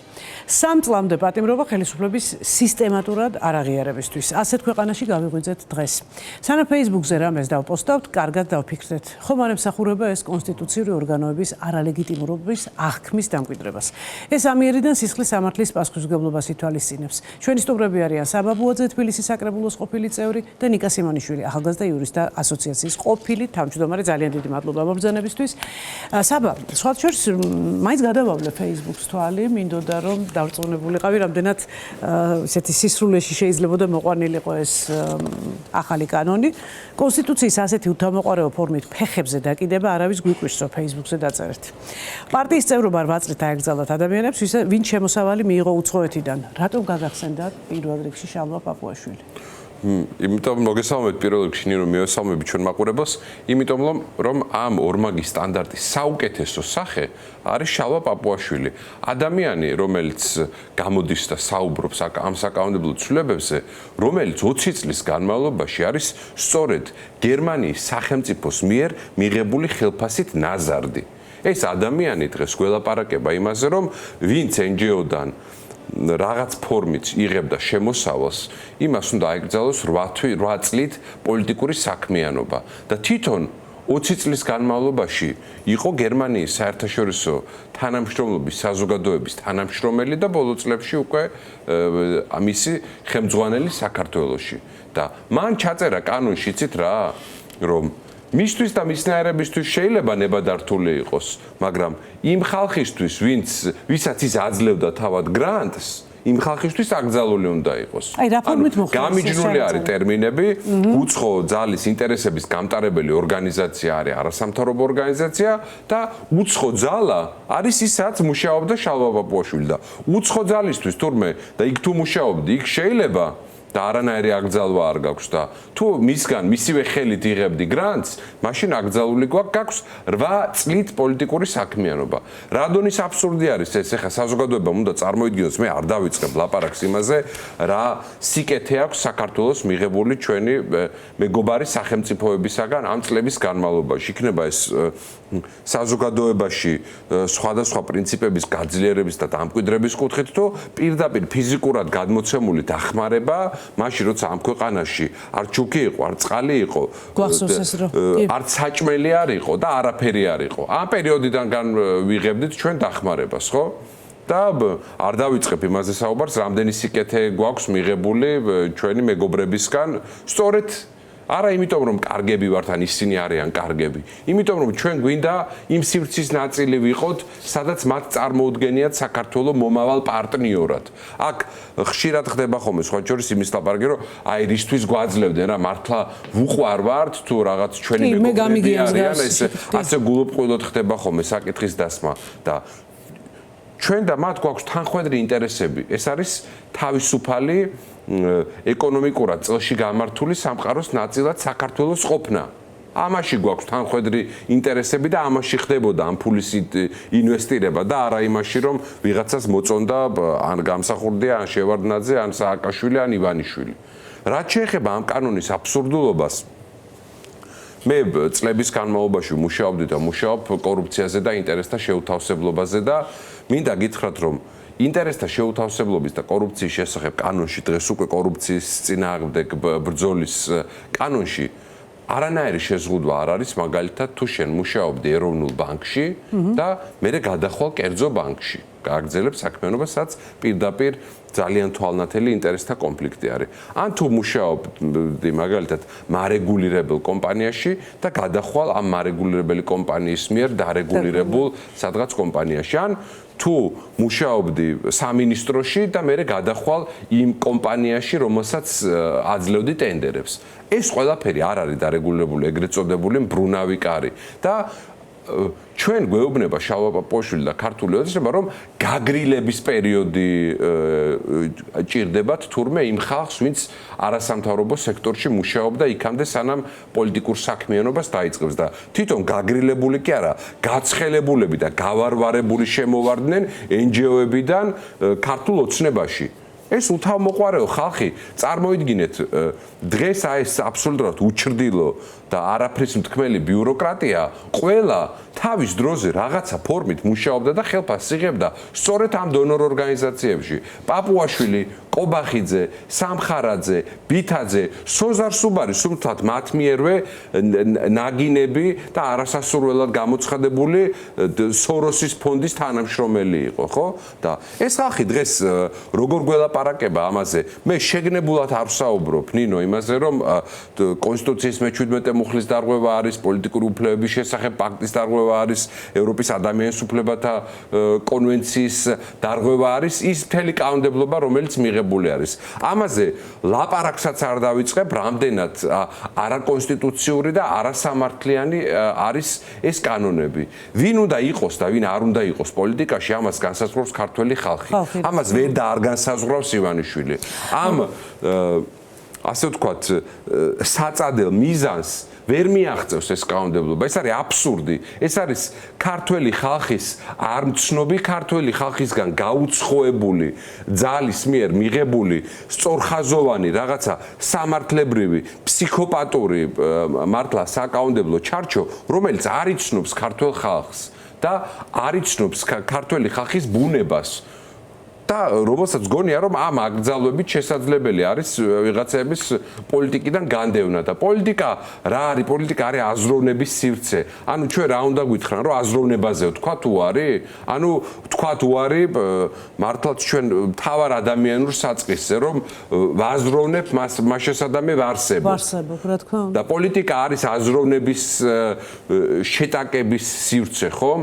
და პოლიტიკაზე უარის თქმა ნიშნავს ადამიანების ფიზიკური შეტაკების პირისპირ დატოვება და საზოგადოებრივი დაპირისპირების წახალისება. ამიტომ არის ეს საშიში. ამიტომ ქვეყანაში, სადაც არც ისე დიდი ხნის წინ, 3 ათწლეულის წინ ჩვენ გვახსოვს უმძიმესი პროცესები და გვახსოვს სამოქალაქო დაპირისპირება, რომელიც მინდა გითხრათ, რომლის მიერ პროვოცირებული პროცესები დღესაც არ განელებულა, ამ ქვეყანაში ჩვენ გვეუბნებიან, რომ ასეთი ტიპის ორთქლის გამოშვების სივრცე და სიმართლის გარკვევის სივრცე, რაც არის პოლიტიკა, ეს უნდა გაუქმდეს და ვიღაცამ უნდა გადაწყვიტოს, როგორც ირანში მიზანშეწონილობის საბჭო აიათოლებისგან შემდგარი წყვეტდა, ვინ შეიძლებოდა ყოფილიყო საპრეზიდენტო ან საპარლამენტო კანდიდატი და ვინ არ შეიძლებოდა ყოფილიყო. ანუ ახსნების ნაწილი მთლიანად იყო რამდენიმე ადამიანზე. აქაც აიათოლებად წარმოუდგენიათ საკუთარი თავი, პაპუაშვილი აიათოლას შეიძლება მხოლოდ და მხოლოდ გავდეს.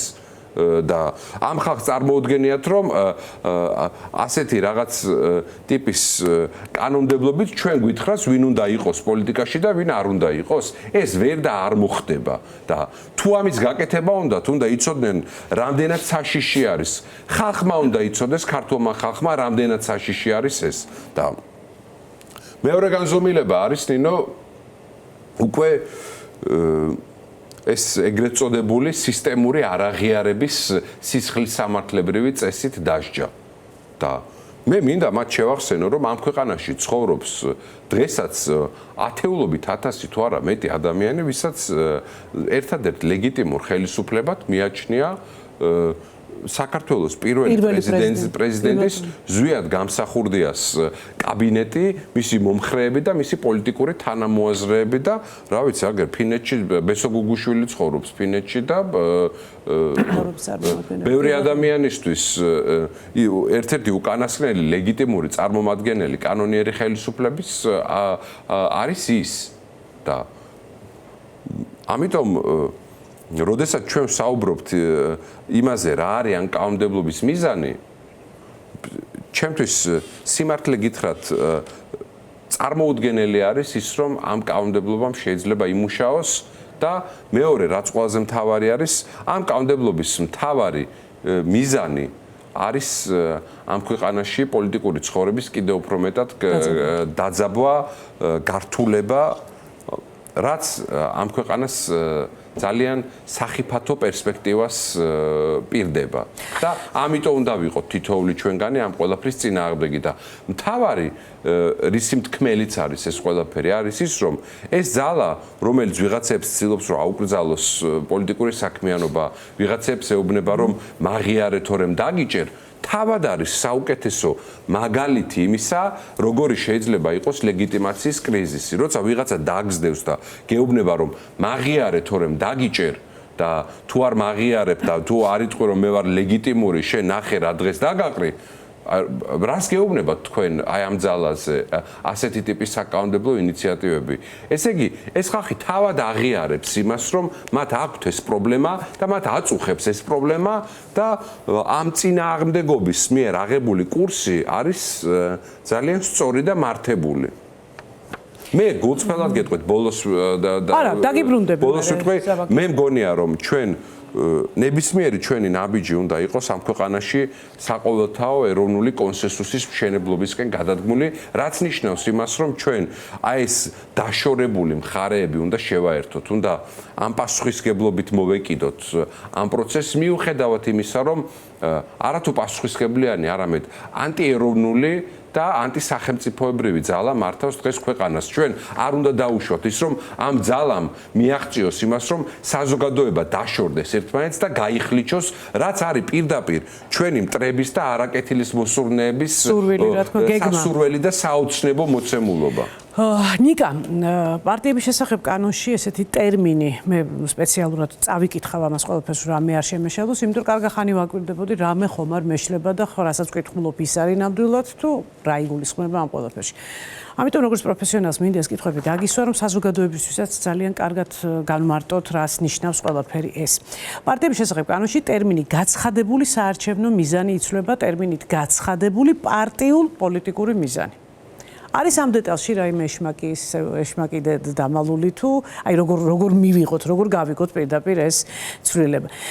ცოტა უფრო ვრცლად ასე ჟღერს ეს ცვლილება. გაცხადებული პარტიულ-პოლიტიკური მიზნის მქონე პირად მიიჩნევა სუბიექტი, რომელიც არ არის რეგისტრირებული პოლიტიკურ პარტია, თუმცა თავისი საქმიანობის შინაარსით და საჯარო მოქმედებით, მათ შორის მოქალაქეთა პოლიტიკური ნების ჩამოყალიბებასა და განხორციელებაში მონაწილეობით არსებითად გავს პოლიტიკურ პარტიას. გეხვეწები, აგვიხსენი ეს რას ნიშნავს? მოგესალმებით, მაყურებელს მივესალმები. მოდი სანამ უშუალოდ აი ამ ტერმინის ახსნით დავიწყებ, რა თქმა უნდა, აქამდეც საოცრად მივალ, მე ცოტა შორიდან მინდა მოვუარო იმისთვის, რომ ეს სრული სურათი დავინახოთ, იმიტომ რომ ცალკე აღებული შეიძლება აი ამ ცვლილების ახსნამ არაფერი არ მოგცეს, მაგრამ მაყურებელს ავუხსნათ ერთი ასეთი საკითხი, რომ აი წინა ბლოკში რაზეც საუბრობდით, ახლა ამ ბლოკში რასაც საუბრობთ, ხო? ანუ იგივე გრანტების შესახებ კანონში შესული ცვლილებები, ხო? რომ ანუ ორგანიზაციებს დაფინანსების მიღება ფაქტობრივად აეკრძალათ და ეს ფინანსური მკვლელობა არის მათი. ანუ ცვლილებები, რომლებიც უკავშირდება ამის ამ წესების დარღვევის გამო დაჭერას, რომ დაიჭერენ ადამიანებს. ანუ რომ საუბრობდით მათ შორის ბოლო დღეების განმავლობაშიც, რომ შეიძლება ემიგრანტი ოჯახის წევრების გადმორიცხვებიც მოექცეს აი ამ ყველაფერში და შეიძლება ამის გამოც ვიღაცები დაიჭირონ, ხო? ნებისმიერი პოლიტიკური აქტიურობა შეიძლება მოაქციონ აი ამ ფულის ქვეშ და დაიჭირონ ადამიანები.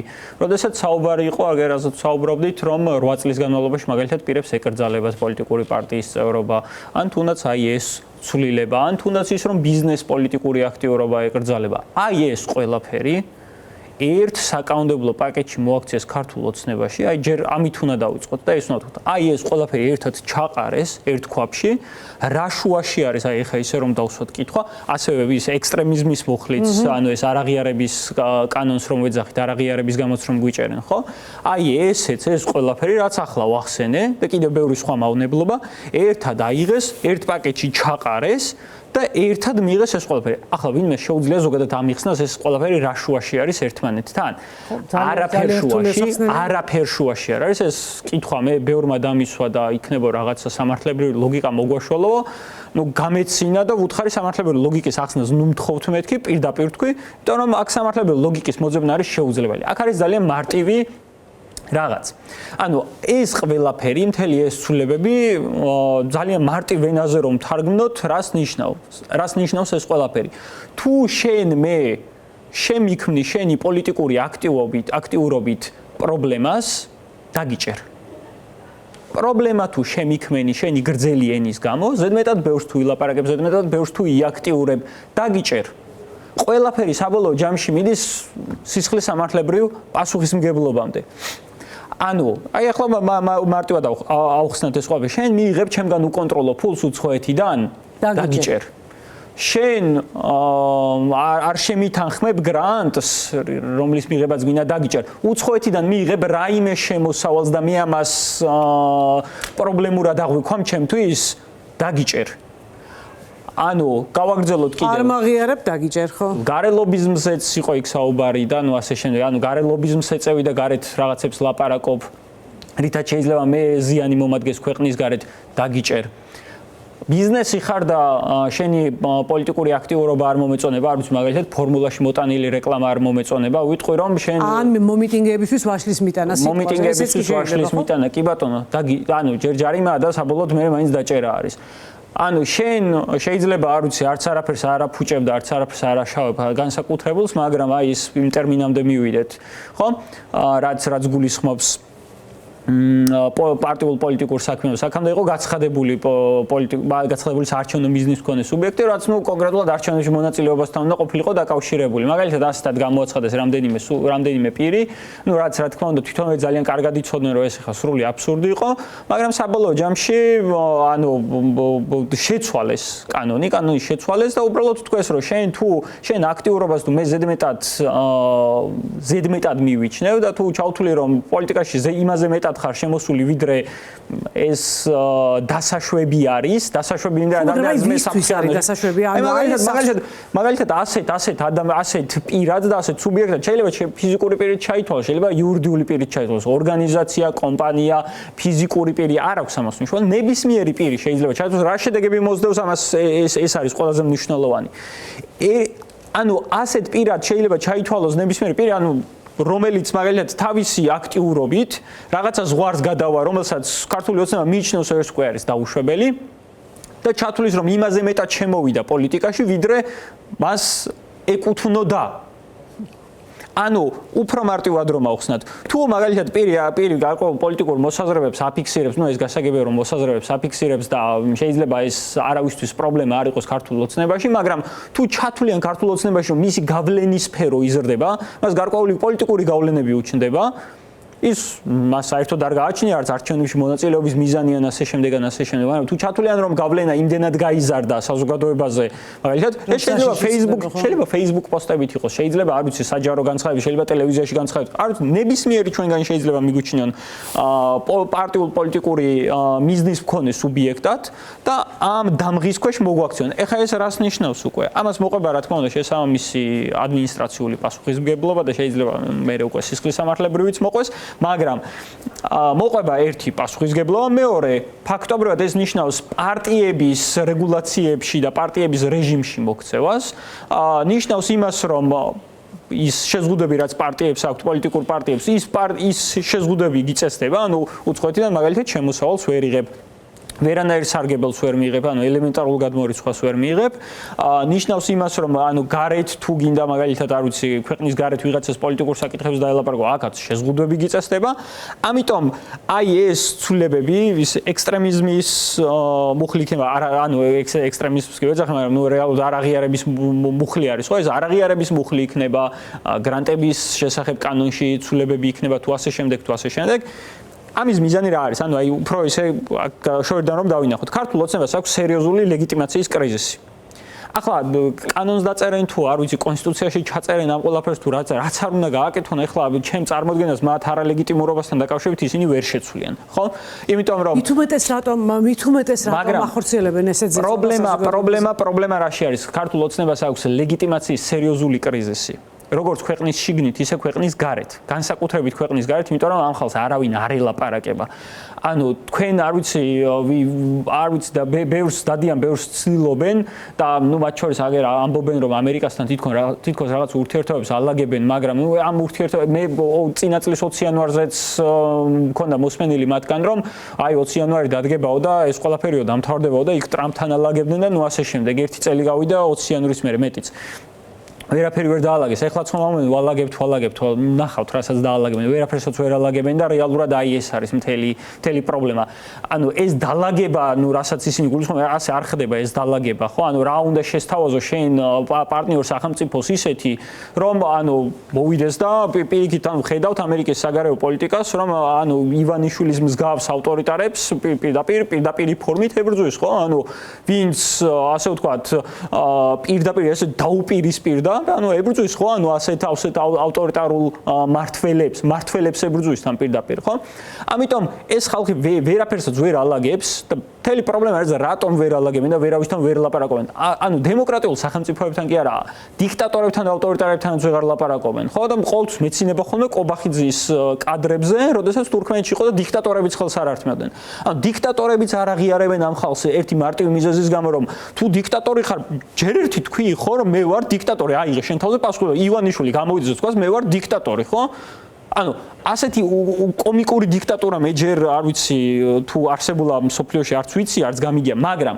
ერთი მხრივ აპირებდა დაალაგებას დემოკრატიულ ქვეყნებთან კი ბატონო ვერც იქით ალაგებს ვერც აქეთ ალაგებს მაგრამ ეხლა აქ მთელი ამბავი რაში არის რომ ქვეყნის შიგნით ვერ მოგიგوارებია სიტუაცია ხო აქციები მიდის შენ წინამდე აქციების ჩაკვლას სადეს ეს ვერ გამოვიდათ არ გაღიარებენ ლეგიტიმაციას არ განიჭებენ ამას ეუბნებიან რა თქმა უნდა ქვეყნის გარეთ და ეს სწორიც არის რომ ქვეყნის შიგნით შენ ლეგიტიმაციას არავინ არ აღიარებს მე რატომ უნდა ვაღიარო შენი ლეგიტიმაცია ახლა მიიღეს კანონი რომ თუ არ მაღიარებ დაგიჭერ ხო მაგრამ ნუ არ ვიცი მე არ ვიცი ჩემ თავს ყოველ შემთხვევაში ვთვლი კეთილსინდისერი იურისტად და მე ვერ მივცემ ჩემ თავს იმის უფლებას რომ მაშინ როდესაც ვიცი როგორ ჩაატარეს ამ ხალხმა არჩევნები ამაზე ასეთი კრიტიკული დასკვნა უთოდირს არასდროს არ დაუდია ჩვენთან მიმართებით კი არა ბევრ ქვეყანასთან მიმართებით რომ პირდაპირ თავიდან გაქვთ არჩევნები ჩასტარებელიო ხო ევროსასამართლოში არის არსებითად განხილვა დაწყებული საქმეს რომელიც ფარულობა შეეხება არჩევნებს რა ლეგიტიმაციაზე მელაპარაკებიან პოლიტიკურს თავიდანვე ელემენტარული სამართლებრივი ლეგიტიმაცია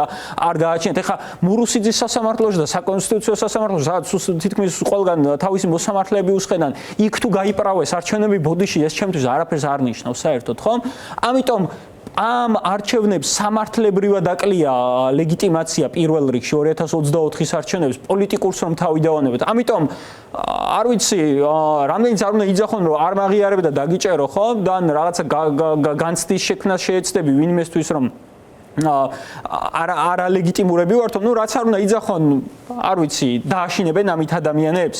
ხო? ანუ დანარჩენი უკვე იქ მე ხა სამართლებრივ დეტალებში ჩასვლა არ მინდა, მაგრამ თვითონ ის კანონი რაც მიიღეს ამ არაღიარებაზე. ეს არის არ ვიცი, სისხლის სამართლის პრინციპებსაც კი ეწინააღმდეგება, არა თუ კონსტიტუციას რომ ეწინააღმდეგება და არ ვიცი, მართლა არაღიარების სისტემურად არაღიარების განცხადების გამო შეიძლება მართლა ხალხი დაიჭირონ. სისხლის სამართლის ელემენტარულ პრინციპებსაც ეწინააღმდეგება, რომ იქ ფაქტორად წერია, რომ ნებისმიერი ქმედება, რომელიც არ მოუვა თვალში ქართულ ოცნებას და თუ ეს მიიჩნია არალეგიტიმურობის განცდის შექმნისკენ მიმართულ ნაბიჯად, ხო, ამის გამო დაგიჭერ. ანუ ეს ნიშნავს იმას, რომ შენ შემიქმნი მე პრობლემას, მე დაგიჭერ. საბა 20,000 ლარი დაჯარიმდება მეწარმე იურიდიული პირი, რომელიც საჯაროდ ისეთი პოლიტიკური აქტივობას განახორციელებს, რომელიც არ არის დაკავშირებული მის ძირითად სამეწარმეო საქმიანობასთან. ხმასთან. ანუ მაგალითად Facebook-ზე რაღაცა პოლიტიკის საკითხებზე პოსტვა აიგრძელება ბიზნესისთვის.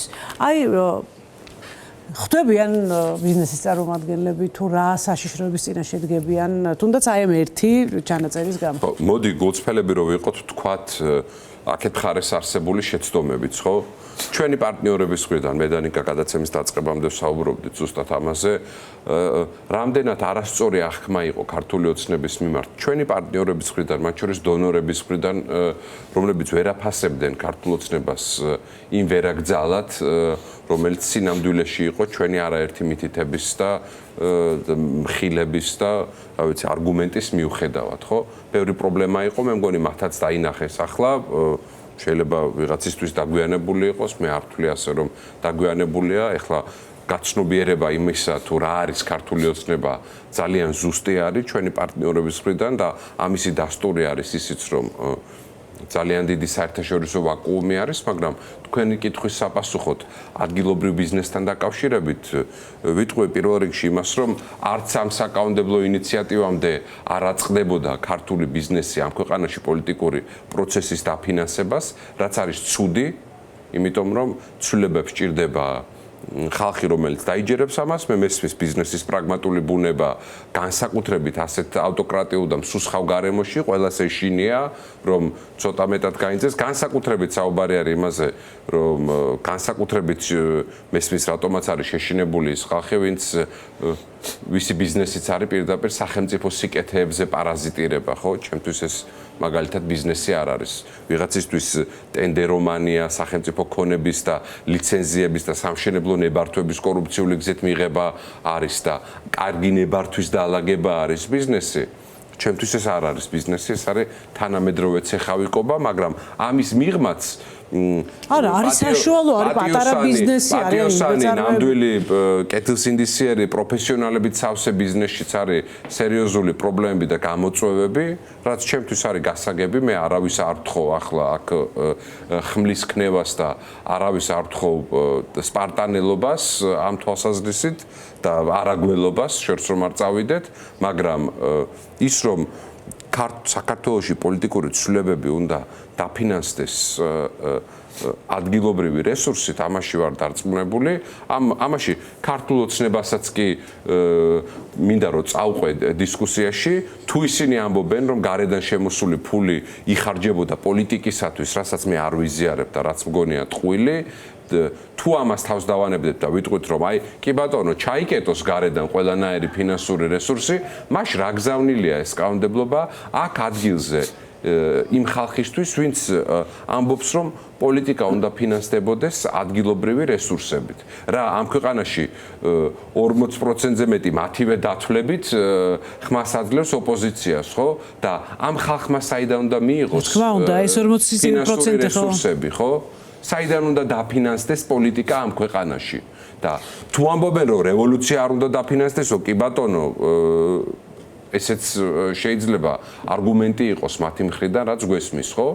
თუ ჩვენ თანხმდებით იმაზე, რომ ამ ქვეყანაში არ გვინდა რევოლუციური პროცესი და გვინდა პოლიტიკური პროცესით ცვლილებების მიღება, მაშინ მე მაინტერესებს, როგორ უნდა დადგეს ეს ცვლილებები. ფინანსებს და ფინანსურ რესურსებს აქვს ძალიან დიდი მნიშვნელობა და თუ პოლიტიკურ პარტიასთან, პოლიტიკურად აქტიურ ადამიანს ჯერეუნები, რომ იცი რა, შენ 8 წელი თუ ვერ იქნები პოლიტიკაში, თუ NGO-ში მუშაობდი, მერე თუ მაინც გადაწყვეტე პოლიტიკაში მოსვლა და ეს მუხლი არ გზღუდავს და ეს გაფართოება პოლიტიკური საქმიანობის ცნებით, ესეც არ ზღუდავს და მაინც გადაწყვეტე და მოახერხე და მოგეცა უფლება ბჭყალებში რომ პოლიტიკური საქმიანობა აწარმოო, მაშინ რა სახსრებით უნდა აწარმოო ეს პოლიტიკური საქმიანობა? ეს არის აბსოლუტურად ლოგიკური და ლეგიტიმური კითხვა იმ დეფორმირებული ლოგიკისთვის, რომელსაც ქართული ოცნება გვთავაზობს. მათი ლოგიკისთვისაც ჩდება კითხვა, როგორ უნდა ვაწარმოოთ ჩვენ ამ ქვეყანაში პოლიტიკური პროცესი? რევოლუცია არ გინდა, კი ბატონო, გარედან შემოსული ფული არ გინდა, კი ბატონო,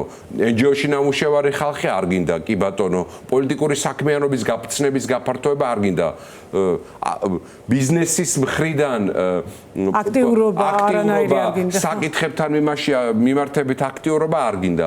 მაშ რა უნდა იყოს ამ ქვეყანაში პოლიტიკის კეთების და რეალური ოპონირების სივრცე სად უნდა იყოს და ამ სივრცეში რესურსების მოძიება სად უნდა ხდებოდეს. მით უმეტეს საზოგადო თუ თვითონ იტყვიან ამაზე უარს ნინო ბოდიშს გიხდით თუ თვითონ იტყვიან ამაზე უარს ეს ნიშნავს იმას რომ თვითონ არიან ამ ქვეყანაში არასტაბილურობის რევოლუციური პროცესების და დესტაბილიზაციის მხარდამჭერები იმიტომ რომ ჩვენ ვისაც გვინდა ამ ქვეყანაში პოლიტიკის გზით ცვლილებების მიღწევა და პოლიტიკური ოპონირების გზით ცვლილებების მიღწევა თუ ჩაგვიკეტეს ყველა შესაძლებლობა გამოიძებნება ვიღაცა თავზე ხელაღებული რომელიც დღეს არა ხვალ არა ან სხვადასხვანაირი ფორმით მოახდენს იმას რასაც ქართული ოცნება ყველაზე მეტად ეწინააღმდეგება და რაც შეიძლება შევთანხმდეთ რომ ამ ქვეყანას არ ჭირდება ამ ქვეყანას ნამდვილად ჭირდება არჩევნების გზით ხელისუფლების ცვლილება ჩვენ ამას მივახცევთ თქო იქამდე გვჭირდება ამ ძალის იქამდე დასუსტება რომ გაუსწოროს თვალი იმას რომ ქართველი ხალხის ნებას ვერანაირი ასეთი ფსიქოპატური კანონით ვერ გადააბიჯებს და ვერ დათრგუნავს. თან აქვე მინდა გითხრა ხა თამთა მიქელაძე იყო ჩვენთან ჩართვაში ახლა შენს გისმენთ რა არის იცი საბა ხა სულ ვფიქრობდი რომ ადამიანები რომლებიც თქვათ საზოგადოება რომელსაც ჩვენ ხვდებით და გვაქვს სულ კონტაქტი ითხოვენ კი პოლიტიკაში ახალ ძალას სუფთა ძალას რომელსაც თავისი პოლიტიკური ამბიციებიც აქვს თავისი ცოდნაც აქვს ეს ცოდნა ასე თუ ისე შეიძლება იყოს იმაზეც დამოკიდებული როცა მას თქვათ დასავლურ საკმაოდ დემოკრატიულ ინსტიტუტებთან ქონდა ურთიერთობა გნებავთ დაფინანსებაც იყო იქიდან ეს არ იყო აკრძალული ამის უფლება ჩვენ ყველას ქონდა და ჩვენ მუშაობდით ამ პრინციპით კი და გავიმეორებ რომ პრემიერ-მინისტრი პარლამენტის თავმჯდომარე დეპუტატები მინისტრები ყველა იყვნენ აი ამ საგრანტო ნამცეცების ამგროვებლები ამ ქვეყანაში და ეს ხალხი დღეს ბედავს და ამბობს რომ თურმე აქედან ამ რესურსებთან და არა მარტო ფინანსურ რესურსებთან არამედ ინტელექტუალურ რესურსებთან ცოდნასთან ცოდნის გაზიარებასთან შეხება არის ბოროტება ეს არის ფარისევლობა ტყუილი და კიდევ ერთხელ გავიმეორებ ამ ქვეყანაში სამოქალაქო დაპირისპირების წახალისება იმიტომ რომ თუ არ იქნება პოლიტიკა და პოლიტიკის გზით ცვლილება იქნება ცუდი პროცესები რომელიც არავის არ უნდა მათ შორის მათაც და მით უმეტეს იმ ხალხს ვისაც ეს ყველაფერი გვახსოვს და ნამდვილად ძალიან ძიმე შედეგები დასრულდა საქართველოსთვის ქვეყნისთვის პირველ რიგში იკა როგორ ფიქრობ რა შანსები აქვს ამ კანონის მუშაობის და რა შანსები არ აქვს პირდაპირ დავსვათ ეს შეკითხვა დღეს არის 7 მარტი და მე გავიხსენებ 3 წლის წინანდელ მოვლენებს 7-8 მარტის მოვლენები 2023 წლის პირველი რუსული კანონის ინიცირების პერიოდს და ნუ უკვე ისტორია ხოლმე პოსტფაქტუმ გვიჩვენებს რა მართლები როდის ვიყავით და როდის არა მაშინ ჩვენ იმ კანონის დროს ვამბობდით რომ ეს კანონი არის მხოლოდ დასაწყისი და ამ კანონს აუცილებლად მოყვება გაგრძელება პერსონებამდე ჩავლენ ფიზიკურ პირებამდე ჩავლენ ყველანაირი გრანტის მიღებას აკრძალავენ ყველას აგენტებად გამოაცხადებენ პოლიტიკაში მონაწილეობას აკრძალავენ როგორც ეს რუსეთში არის ექსტრემისტული ორგანიზაციების კანონს მიიღებენ ერთადერთი რაც არ მიუღიათ ახლა არ მინდა ვთქვა რომ მაინც და მაინც მითითება არ მიუცე კი არა და მინიშნება არ მიუცე მაგრამ არის რაღაცები რაც არ მიუღიათ მაგრამ ექსტრემისტული ორგანიზაციების შესახებ ექსტრემიზმის ასე ვთქვათ მუხლი აქამდე ესეთი რაღაცა ტერმინი არც არსებობდა სისხლის სამართლის კოდექსში აგერ დაამატეს ეს ხო ამას მიიღებენ გააკეთებენ 3 წლის წინ ვამბობდით ზუსტად 3 წლის წინ ხდებოდა თბილისში ის მოვლენა მაშინ დარბევა რომ დაიწყო 7-8 მარტის დარბევები რომ იყო და ბოლოს გაიხმეს ხო რუსული კანონი მოემზადნენ და მერე კიდევ თავიდან შემოიტანეს მაგრამ მაშინ ამას ვამბობთ რომ ეს მოხდება ანუ კაცრავად ეხა არც მე ვარ არ ვიცი არც ვანგად მიმაჩნია თავი და არც ნოსტრადამუსად და არც წინასწარმეტყველები არ გამაჩნია მაგრამ ეს ვიცოდით ეს მოხდა რუსეთში არსებობს რაღაც გარკვეული კანონზომიერებები და ამ კანონზომიერებებს თუ გავყვებით დავინახავთ რა შეიძლება შემდეგი ნაბიჯები იყოს ხო ანუ ამით რომ იწყებ რა თქმა უნდა იმ რაღაცა პატარა რაღაცით რომ იწყებ იმას აუცილებლად რა თქმა უნდა გაგრძელება უნდა მოყვეს მე იქ რაღაც ახალ მიზეზებს მოიგონებ მაგრამ ეს ხომ მოხდება ქართული ოცნება მაშინაც ტყუოდა დღესაც ტყუის ანუ ბევრ ცვლილებასთან დაკავშირდა. არა, ემიგრანტების გადმორიცხვებს არ შეეხება. მე აღმოჩნდა თუ მე ეხება, მაგრამ არ შევახებთო. მე ასეთი რაღაც თქვეს. ხო, რას ნიშნავს არ შევახებთ? აი ეს ვის ნებაზე უნდა იყოს? მათ ნებაზეა დამოკიდებული მაგაზია ლაპარაკი, რომ თუ არ შემიქმნი პრობლემას, არ შეგეხები მთელი ეს ცვლილებები ამას ნიშნავს, რომ ხოლმე ამ კანონების არსი აგვიხსენიო, პირდაპირ ვეუბნები, ანუ ყველას ეხება ეს კანონი, უბრალოდ ვის შეეხებენ და ვის არ შეეხებენ, მათზეა დამოკიდებული. მართლა ეს წერია ამ კანონში, როგორ აქვს? რამდენად იურიდიული საფუძველი? ანუ ეს არის სამართლებრივი აბსურდი, ეს არის სამართლებრივი სიგიჟე, ეს არის ფსიქოპატური კანონმდებლობა, მაგრამ ეს საბოლოო ჯამში როგორი კანონმდებლობა, იცით? ფორმა, სამართლებრივი ფორმა, რასაც საითაც ჩვენ მივდივართ, ანუ ეს არ არის, რა თქმა უნდა, სამართლებრივი სახელმწიფო, ეს არ არის დემოკრატიული სახელმწიფოს პრინციპებზე დაფუძნებული კანონმდებლობა, ეს არის თანამედროვე ფაშიზმის ფორმა. ეს არის თანამედროვე ფაშიზმი, ანუ ფაშისტები არიან ჩვეულებრივი ეს ადამიანები. ახლა ვისაც როგორ უნდა ისე თარგმნოს ჩემი განცხადება, მაგრამ ესენი არიან ფაშისტები. ამ ხალხმა გერმანიაში სწავლისას მე მგონი ნაციონალ-სოციალისტებმა რაც ქნეს 30-იანი წლების დასაწყისში იმის გარდა მეტი არაფერი არ ისწავლეს. იმიტომ რომ ძალიან არალეგიტიმურები კი არა, სინდის გარეცხილები არიან. ძალიან კარგად იციან რას აკეთებენ. ძალიან კარგად იციან, ეს არ არის დემოკრატიული ნაბიჯები, ეს არის არადემოკრატიული ნაბიჯები კი არა, ეს არის ქვეყნისთვის დამღუპველი ნაბიჯები. ძალიან კარგად იციან რომ ამას მხოლოდ საკუთარი თავის გამოაკეთებენ და ერთი ადამიანის ძალაუფლებისთვის აკეთებენ. ძალიან კარგად იციან. თუმცა არიან ადამიანები, ნიკა, რომლებიც ფიქრობენ, რომ ეს მათ არ შეეხებათ. იმიტომ რომ იცი არასოდეს დაწერენ იმის საწინააღმდეგოს, რასაც თქვათ, ამ წუთას მთავრობა ითხოვს მათ. და რატომ ვამბობ მე ფაშიზმი რატომ ვახსენე? ფაშიზმი ყველას შეეხო. და ფაშიზმი როგორ დამთავრდა, ყველამ ძალიან კარგად ვიცით.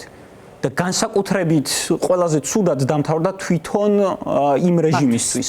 კი, საბოლოო ჯამში, ანუ რაც უფრო მეტად უჭერ რაღაცას, რაც უფრო მეტად პრესა უჭერ, მეტი ენერგია უჩნდება იქ, რასაც უჭერ და საბოლოო ეს ჩვეულებრივი ეს ბუნებრივი კანონი არის, ფიზიკის კანონი არის, ეს არის ელემენტარული ადამიანური არ ვიცი რაც ბუნებითი კანონი არის, რაც უფრო მეტად მოუჭერ ადამიანს, მით უფრო მეტად ამოხეთქავს იმაში ის ემოცია. ამიტომ რაც უფრო მეტ ფაშიზმს მიმართავს ქართული ოცნება, საზოგადოებას მეტი წინააღმდეგობა ექნება ამ ყველაფერთან დაკავშირებით, მე ეჭვი არ მეპარება. იმიტომ რომ მათ მიიღეს რაღაც კანონები, რასაც გქონდა გარკვეული ეფექტი და იყო კანონები, რასაც ეფექტი არ ქონია. რატომ იღებს კიდევ და კიდევ აი ამ კანონებს? ანუ საბოლოო მიზანი, რაც არის ქართული ოცნების, აი ამ მიზანს ვერ მიაღწია ქართულმა ოცნებამ. რაც უფრო მეტად მოუჭერს, რა თქმა უნდა, აი ამ პროცესს, ეს ნიშნავს იმას, რომ უკუგდების ზალა უფრო მეტი ჩნდება. ამდენად აი ასეთ მავნებლურ კანონებს საბოლოო ჯამში უკუ ეფექტი ქართული ოცნების კი ეს ქვეყანას დააზიანებს, ძალიან ბევრ ადამიანს დააზიანებს, მაგრამ ქართული ოცნებისთვის ექნება ყველაზე მეტად დიდი ზიანის მომტანი ეფექტი საბოლოო ჯამში. ამიტომ ის რომ შენ ადამიანებს ეუბნები, ფაშისტებმაც ეს გააკეთეს, ანუ ადამიანები გამორიცხეს პოლიტიკური ცხოვრებიდან, სხვადასხვა ფორმით გამორიცხეს პოლიტიკური ცხოვრებიდან, პარტიები, არ ვიცი, სხვადასხვა საზოგადოებრივი ჯგუფები, ასე შემდეგ, ასე მოიპოვეს ბუნდესტაგში უმრავლესობა და ასე ჩაიგდეს ძალაუფლება ხელში, ხო? მეტი კი არაფერი გააკეთეს, მაგრამ ეს ყველაფერი დაიწყო კანონებით და ადამიანების სიჩუმით. თუ ჩვენ გავჩუმდებით და თუ ჩვენ ამაზე თვალს დავხუჭავთ, კი ქართული ოცნება გააკეთებს იმას, მაგრამ საბოლოო ჯამში ყველა შემთხვევაში დასასრული არის ერთი რეჟიმი ვერც ერთ შემთხვევაში ვერ იარსებებს ასე მუდმივად და ამ მიზნებს ვერ მიაღწევს, იმიტომ რომ ამ რეჟიმს არ გააჩნია იმის ძალა, რომ ანუ იზოლაციაში, აი მართლა გლობალიზაციის ეპოქაში ვცხოვრობთ და გლობალიზაციის ეპოქაში იზოლაციაში რეჟიმა შეძლოს აი ასე არ ვიცი როგორც ივანიშვილს მოესურვება ისე ცხოვრება. ეს შეუძლებელია. ძალიან დიდი მადლობა მობრძანებისთვის. ჩვენ არაერთხელ გვექნება საშუალება დარწმუნებული ვარ, რომ ბევრი ვილაპარაკოთ ამ თემაზე, რადგან საზოგადოებისთვის ძალიან მნიშვნელოვანია ვფიქრობ, იცოდეს, რასთან აქვს საქმე, თუნდაც იმ კანონის სახით, რომელიც გუშინ უკვე მიღებულ იქნა და ნამდვილად შოკის მომგვრელი იყო ყველასთვის, ვინც დაწვრილებით და ძალიან ისე მნიშვნელოვნად წაიკითხა ეს კანონი. ძალიან დიდი მადლობა კიდევ ერთხელ მობრძანებისთვის. ნიკას და საბას გრძელი დღე ჰქონდათ. ორივე რუსთაველიდან მოდის და განსაკუთრებით მადლობა სტუმრობისთვის. მიუხედავად იმისა, რომ რეჟიმი სულ უფრო მძლავრად უჭერს მარწუხებს, მედასავლეთე ქართველები წინააღმდეგობას არ წყვეტენ. დღესაც მარშის დღე იყო და დარწმუნებული ვართ, გზა რუსთაველამდე ასობით სხვა ადამიანთან ერთად გაიარა ჩვენი რუბრიკის გმირმაც. მთის ამბებს კი მან საკუთარ ვენახში, მშობლიურ სოფელში უმასპინძლა. მუსიკოსი, აქტივისტი, ჩვენებურის სოლომონ გოგაშვილის საქართველოს ამბავი. ზამთარი ვარცა დაჭკნობს ფურცელი ჩამაცვივავო შეხვალო შემოყვებაო და გამოხვალო და გამოყვებაო ვენახიო რა ოდა რა თავისუფლება ეგრე არის აბა რას დარაჯობთ რუსთაველზე რა გვინდა წინაპრებმა იცოდნენ ხოლმე ამისის რა ქვიას ვაზო შვილივით ნაზარდო რა დონეზე უნდა ყვარებოდათ რა შემოძახილი ქონდათ ერთგვარი რომ ვაზო შვილივით ნაზარდო რაღაცნაირად იწყებდნენ ხოლმე ულვაში გადგიგრეხნიაო ჩვენ მაინც ქართველები ყველაფერს ვაზსა და ღვინოს ვადრით რა რამდენად გავს თავისუფლება ვაზ აი იქ ზოლზე გადის ალაზნის ჭალა აი იქ რომ მიდიხარ ახლა აქ არის ლაგოდეხი ჩვენ ხო ვართ ხიზიყი და იქით ჰერეთი უკვე და რომ თავდება ის ალაზანი იქ ამთავრდება ღვინის კულტურაც იქ ამთავრდება თავისუფლებაც რავი აბა რანაირად უნდა იცხოვრო ღვინისა და თავისუფლების გარეშე მართლა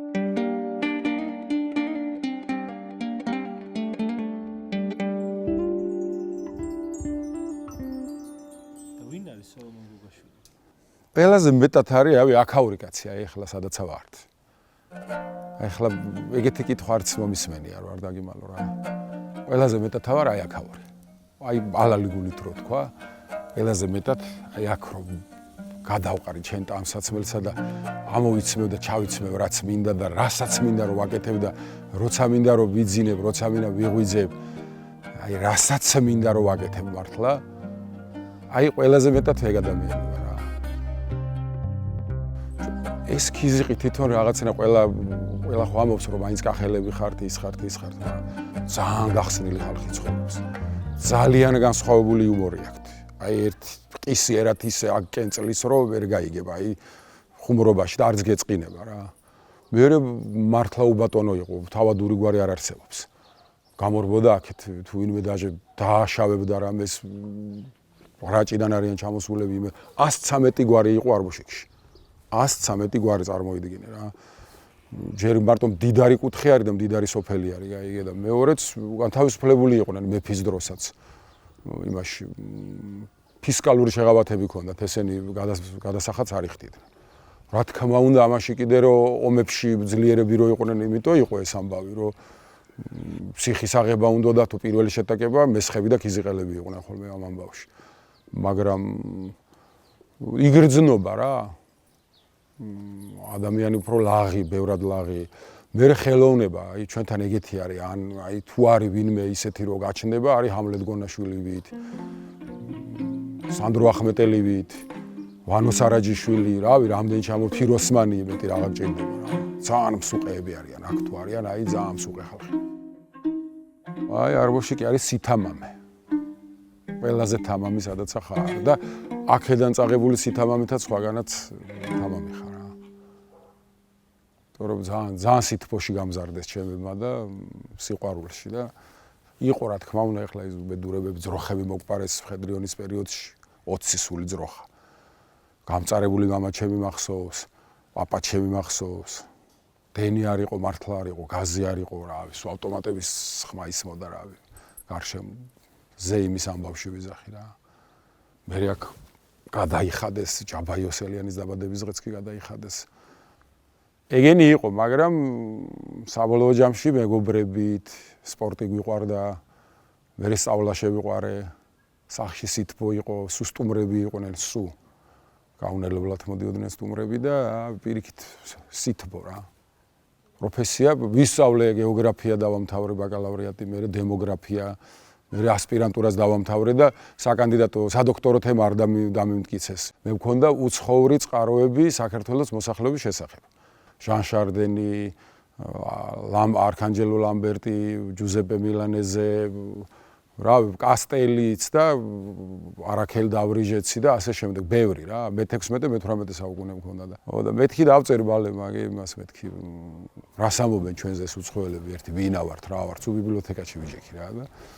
მუზეუმი ხონია სოლომონი. სადაც ერთი წინაპრების არამე დაგვრჩა ქვევით სახლი ხო გვაქვს ძველი კიდე და სულ აქ ამოტანილი. ძველი არის ეს ძალიან მოხნის დროს ჩვენ საგვარეულო ნაკვეთი შემოვარდა ეს არის გვიან ბრინჯაოს პერიოდისა მახვილი ეს ამისი ნაწილი არის წინ ცხვირი ხო? ეს ამისი იყო რამდენი წლისაა?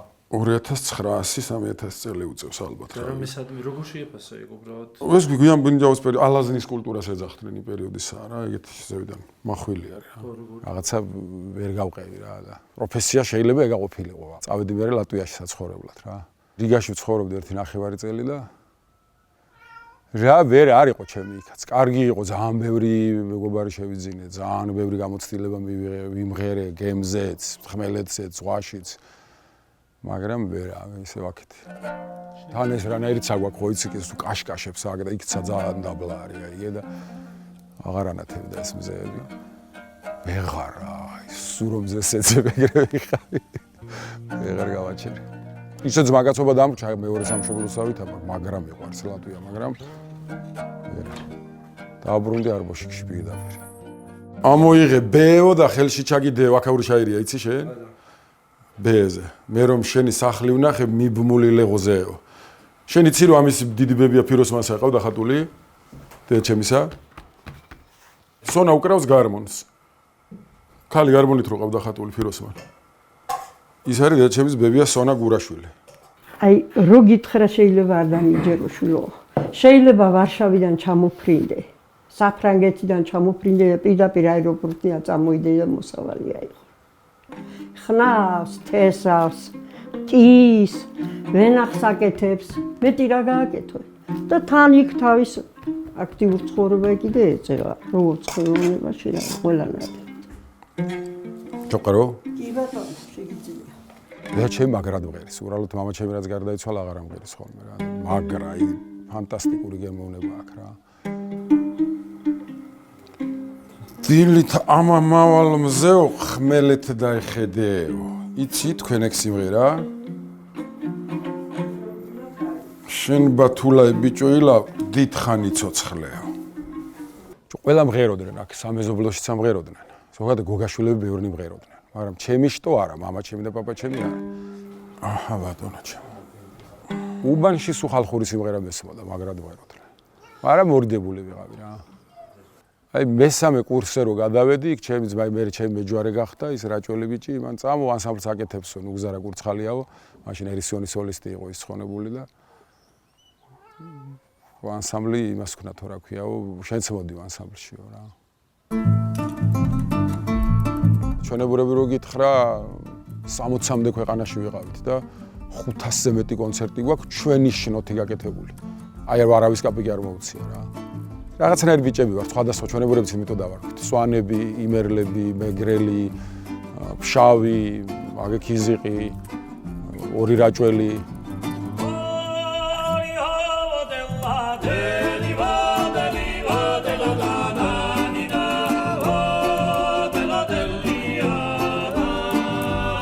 უცნაური ბანგლადეში. ავსტრიიდან აღმოჩნდით ბანგლადეში, აქ ნოემბრის ბოლო იყო, -5 იყო და იქ 38 იყო პლუსი. სურათი ჩავაქო, მითი სელფი გადავიღე, რომ 66,000 კაცი იყო და ვაფშე ყველა მოიდა მეთქი დავაწერე რა, აი ამდენი ხალხი იშვიათობაა ხო. და საინტერესო რაც იყო მახსოვს ესტონეთში. ომირო იყო ჩვენთან, თან ანსამბლის ორი ანსამბლის წევრის ძმა წინა ხაზზე ბრძოლობდა რა, ცოცხლები იყვნენ, ექსპერტები არც ვიცოდით. 2008-ში. სცენის უკნიდან რომ შედიხარ იქ მონიტორები ხარ კულიცებში რა და თან პატარები ვართ. მე რო შევიხედე არ მეგონა რომ გარეთ ამდენი ხალხია რა და 300,000-დან ერთი 150,000 კაცი იყო ჩვენი დროში მოსული. და იქ ვიმღერეთ ჩაკრულო, აი მე არ დამავიწყდება რა, აი ფანტასტიკური გარემო იყო რა. ესტონეთის პრეზიდენტი, მთელი ხალხი ამდენი დროში არანაირად დაარიგეს ან არც ვიცი, მართლა გეუბნები, აი 150,000 მაინც ჩვენი დროში.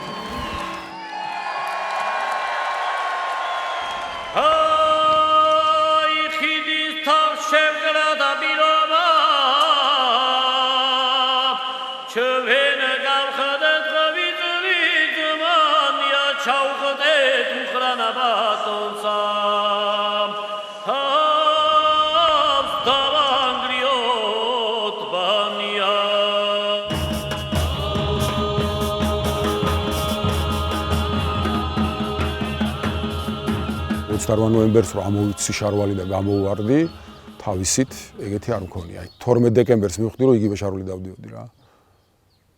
ეხლაც მახსოვს მეგობრებმა რომ დამირეკეს რომ ბევრი მე სამეგობრო იდგა ხო ჯგუფებად და გინდა არ გინდა ჯგუფებად დგები და ხან იქით ვიყავი ხან აქეთ და მე მეგობრებმა მოდი ვაგე ქაშვეთის წინო ღერძულასთან დგევართო და ერთმანეთს ვაგნებდით ეგრე, იმიტომ რომ რუსთაველის მეტრომდე მართლა 200.000 კაცი იყო რა და. და შეგვჭა ღერძულა. ღერძულელები დავირქვით. და შეგვჩნენ ზოგი პირველად გავიცანი. რომ მივედი ბევრი ჩემნაირი ახლა უნივერსიტეტში ახლა 9 წელი ვისწავლე და ამ 9 წლის მანძილზე ვისაც მართლა ქიზიყურად რო თქვა თვალში წყალი ედგა სულ ყველა იქ იყო მოსული. რაც შეეხება ამ ღერძულელებს 40-მდე კაცი ვართ და ფაქტობრივად ერთი 50-60% ერთმანეთს ვავსებთ, სულ დავდივართ. სულ. მე რეკ შევიძინე იქ ჭიჭინაძის კუთხეში სხვა ხალხი შევიძინე ოქროები არიან ჩემი მეგობრები გახდნენ. აქეთ წინ სხვა ხალხი ეხლა კი ყველა უკვე დამეგობრდით და ვიცნობთ უკვე მე-16 თვე დაიწყო და იქ ავდგავართ.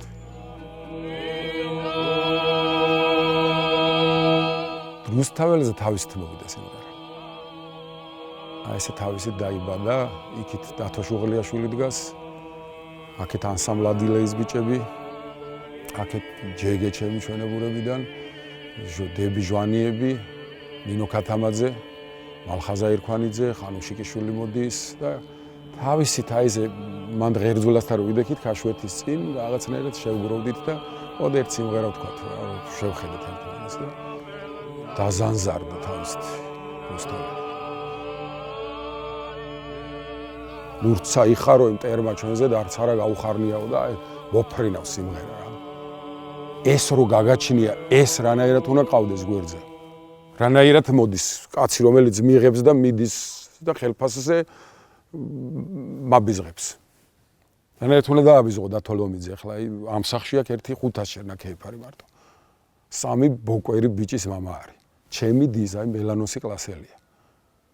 ვიღაცა ვახო დაბრუნდაშვილი დაადგა და დაადგა პირზე და ტიპს 5 წელი და 6 თვე მიუსაჯეს. რანაირად უნდა გააგეთო. ეგ პარალელურ რეჟიმში რანაირად უნდა მოხდეს ამ ქვეყანაში. მე მანდა მაქვს, მანდ ვხდები ცუდად და მე მაღონებს და ეგ მაწუხებს. ძალიან ცუდად გამოჩნდა ეგ ამბავი რა. რა ორბელიანზე ვუკრავ და 200 მეტრში მაღლა რო ზანზარებს და პოლიცია გვეხოვა და ოჯახი თავარდ გეგონება იქ არაფერი ხდება. აბა რანაირად უნდა იყიდო შენ მანქანა მე იმ ფულით. მე ვერ ვატარებ, არ ვიცი, აბა მე ეგეთი წინაპრები ვყავდნენ და მე ეგრე გავიზარდე. და მე ეგრე მიმაჩნია რომ დავჯდე და ჭიქაც რომ მიურტყავ, უნდა ვიყო მართალი. ან საერთოდ არ უნდა წავიდე არც უფრასთან და არც სხვაგან რა. რანაირად უნდა იყიდო მანქანა შენ იმ ფულით ან რაღაც რა მნიშვნელობა აქვს ჯიბეში ფული როგორ ჩაიდო რომ იცი რომ აი ჭვანტურიას ან ჯორჯაძეს ამოვილი და ხდება უბედურებაზე. და ვითომ არაფერი შენ ხოშიანად მიდის დაყურადაბლა. რა ის ადამიანები რა ვიჭერენ ტროტუარზე ვიჭერენ. შენი შვილი რომელ უნივერსიტეტს დაამთავრებს არ იცი. აი რა უნდა გემართოს მაგაზე მეტი. აბა რანაირად ახლა სადღაც რო აბარებ და სხვა რაღაცას ამთავრებ აბა რა. სანდრო მეგრელიშვილის ნეგაირ კაც და იქ სხვებიც იყო ტროტუარზე უკვე წინ გადასული ირაკლავ შაგურიძეს რო დაიჭერა. აბა რანაირად. რაშიზის. აი რანაირად იმ დღეს ხუმრობდი კიდეც მოქალაქე წმინდანი უწოდე რა მეთქი. აი ეგეთები სხვა არსებობ მე ვერ ავარ ეგეთი. აი ეგეთ წესიერ ხალხს და რამდენი ჩამოთვალე ახლა იქ აი ანანო ზოიძე ყავს. ბოთლებს აგროვებს ადამიანი და უბნის მოხუცებს ეხმარება, ბევრი ხელფასი კი არა აქვს. პლასმასებს აგროვებს და აბარებს. უბნის ზაღლებს უვლის, უბნის მოხუცებს უგზავნის რაღაცეებს და ზიხარ იმის სასამართლო პროცესზე და გოგვარი მწყერივით. აი უწესიერესი. და ის მოსამართლე უცხადებს, რომ იცი რა საერთოდ არ გვაინტერესებს შენ 3 წუთი ნახევარი სავალ ნაწილზე, გადაკეტილზე, პატრულმა რო გადაკეტა, იქ ეუბნებიან და 5000 ლარს გიწევთ.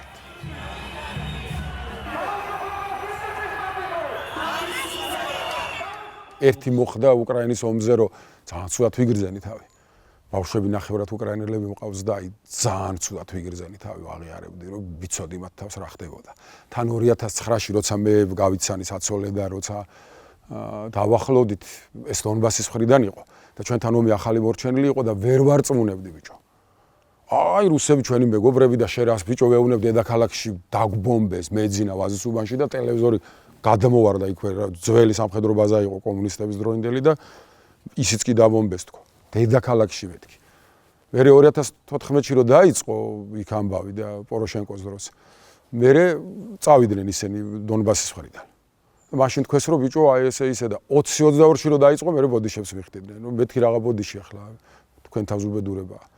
აი ეს არის რუსები მეუთხარი, აი მეც მაგას ავყვებოდი. ჩვენთან უბრალოდ 5-7 დღე გაგრძელდა და იქ ჯოჯოხეთია რა.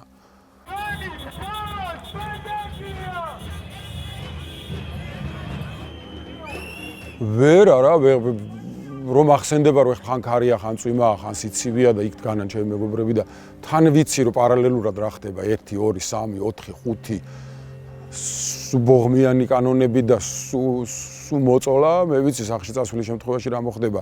ერთადერთი ადგილი ახლა რაც მუშაობს ეს არის პატარა თავისუფლების კუნძული რუსთაველი და რო ვიცი რომ ჩემები დგანან და ამდენი თვე იგავატარე, ვეღარავ ჩერდები რა.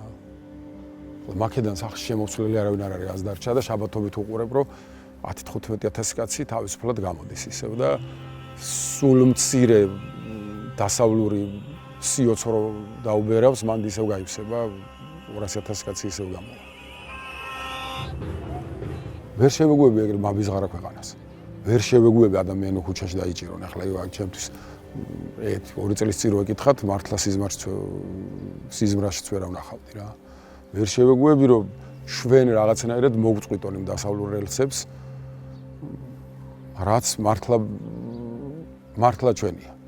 მთელი დედამიწა მიყვარს, კაი დედამიწელი ვარ და ყველა ჯიშის ხალხი მიყვარს და ყველა ბევრ ქვეყანაში მყავს მეგობარი რა, კანის ფერიც, სქესიც, რელიგიაც ასე შემდეგ, მაგრამ რა ვიცი ახლა ყველაზე მიღებულად და ადვილად მაინც ევროპაში გრძნობ თავს რა.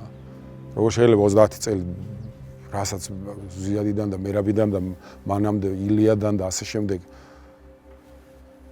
პეტრფოდით და გვინდოდა, შენ ერთ ხელი მოусვა და იცი რა არ ვარ და ჩვენ ახლა არ გვინდა თურმე იქ. ვერ შევეგუები.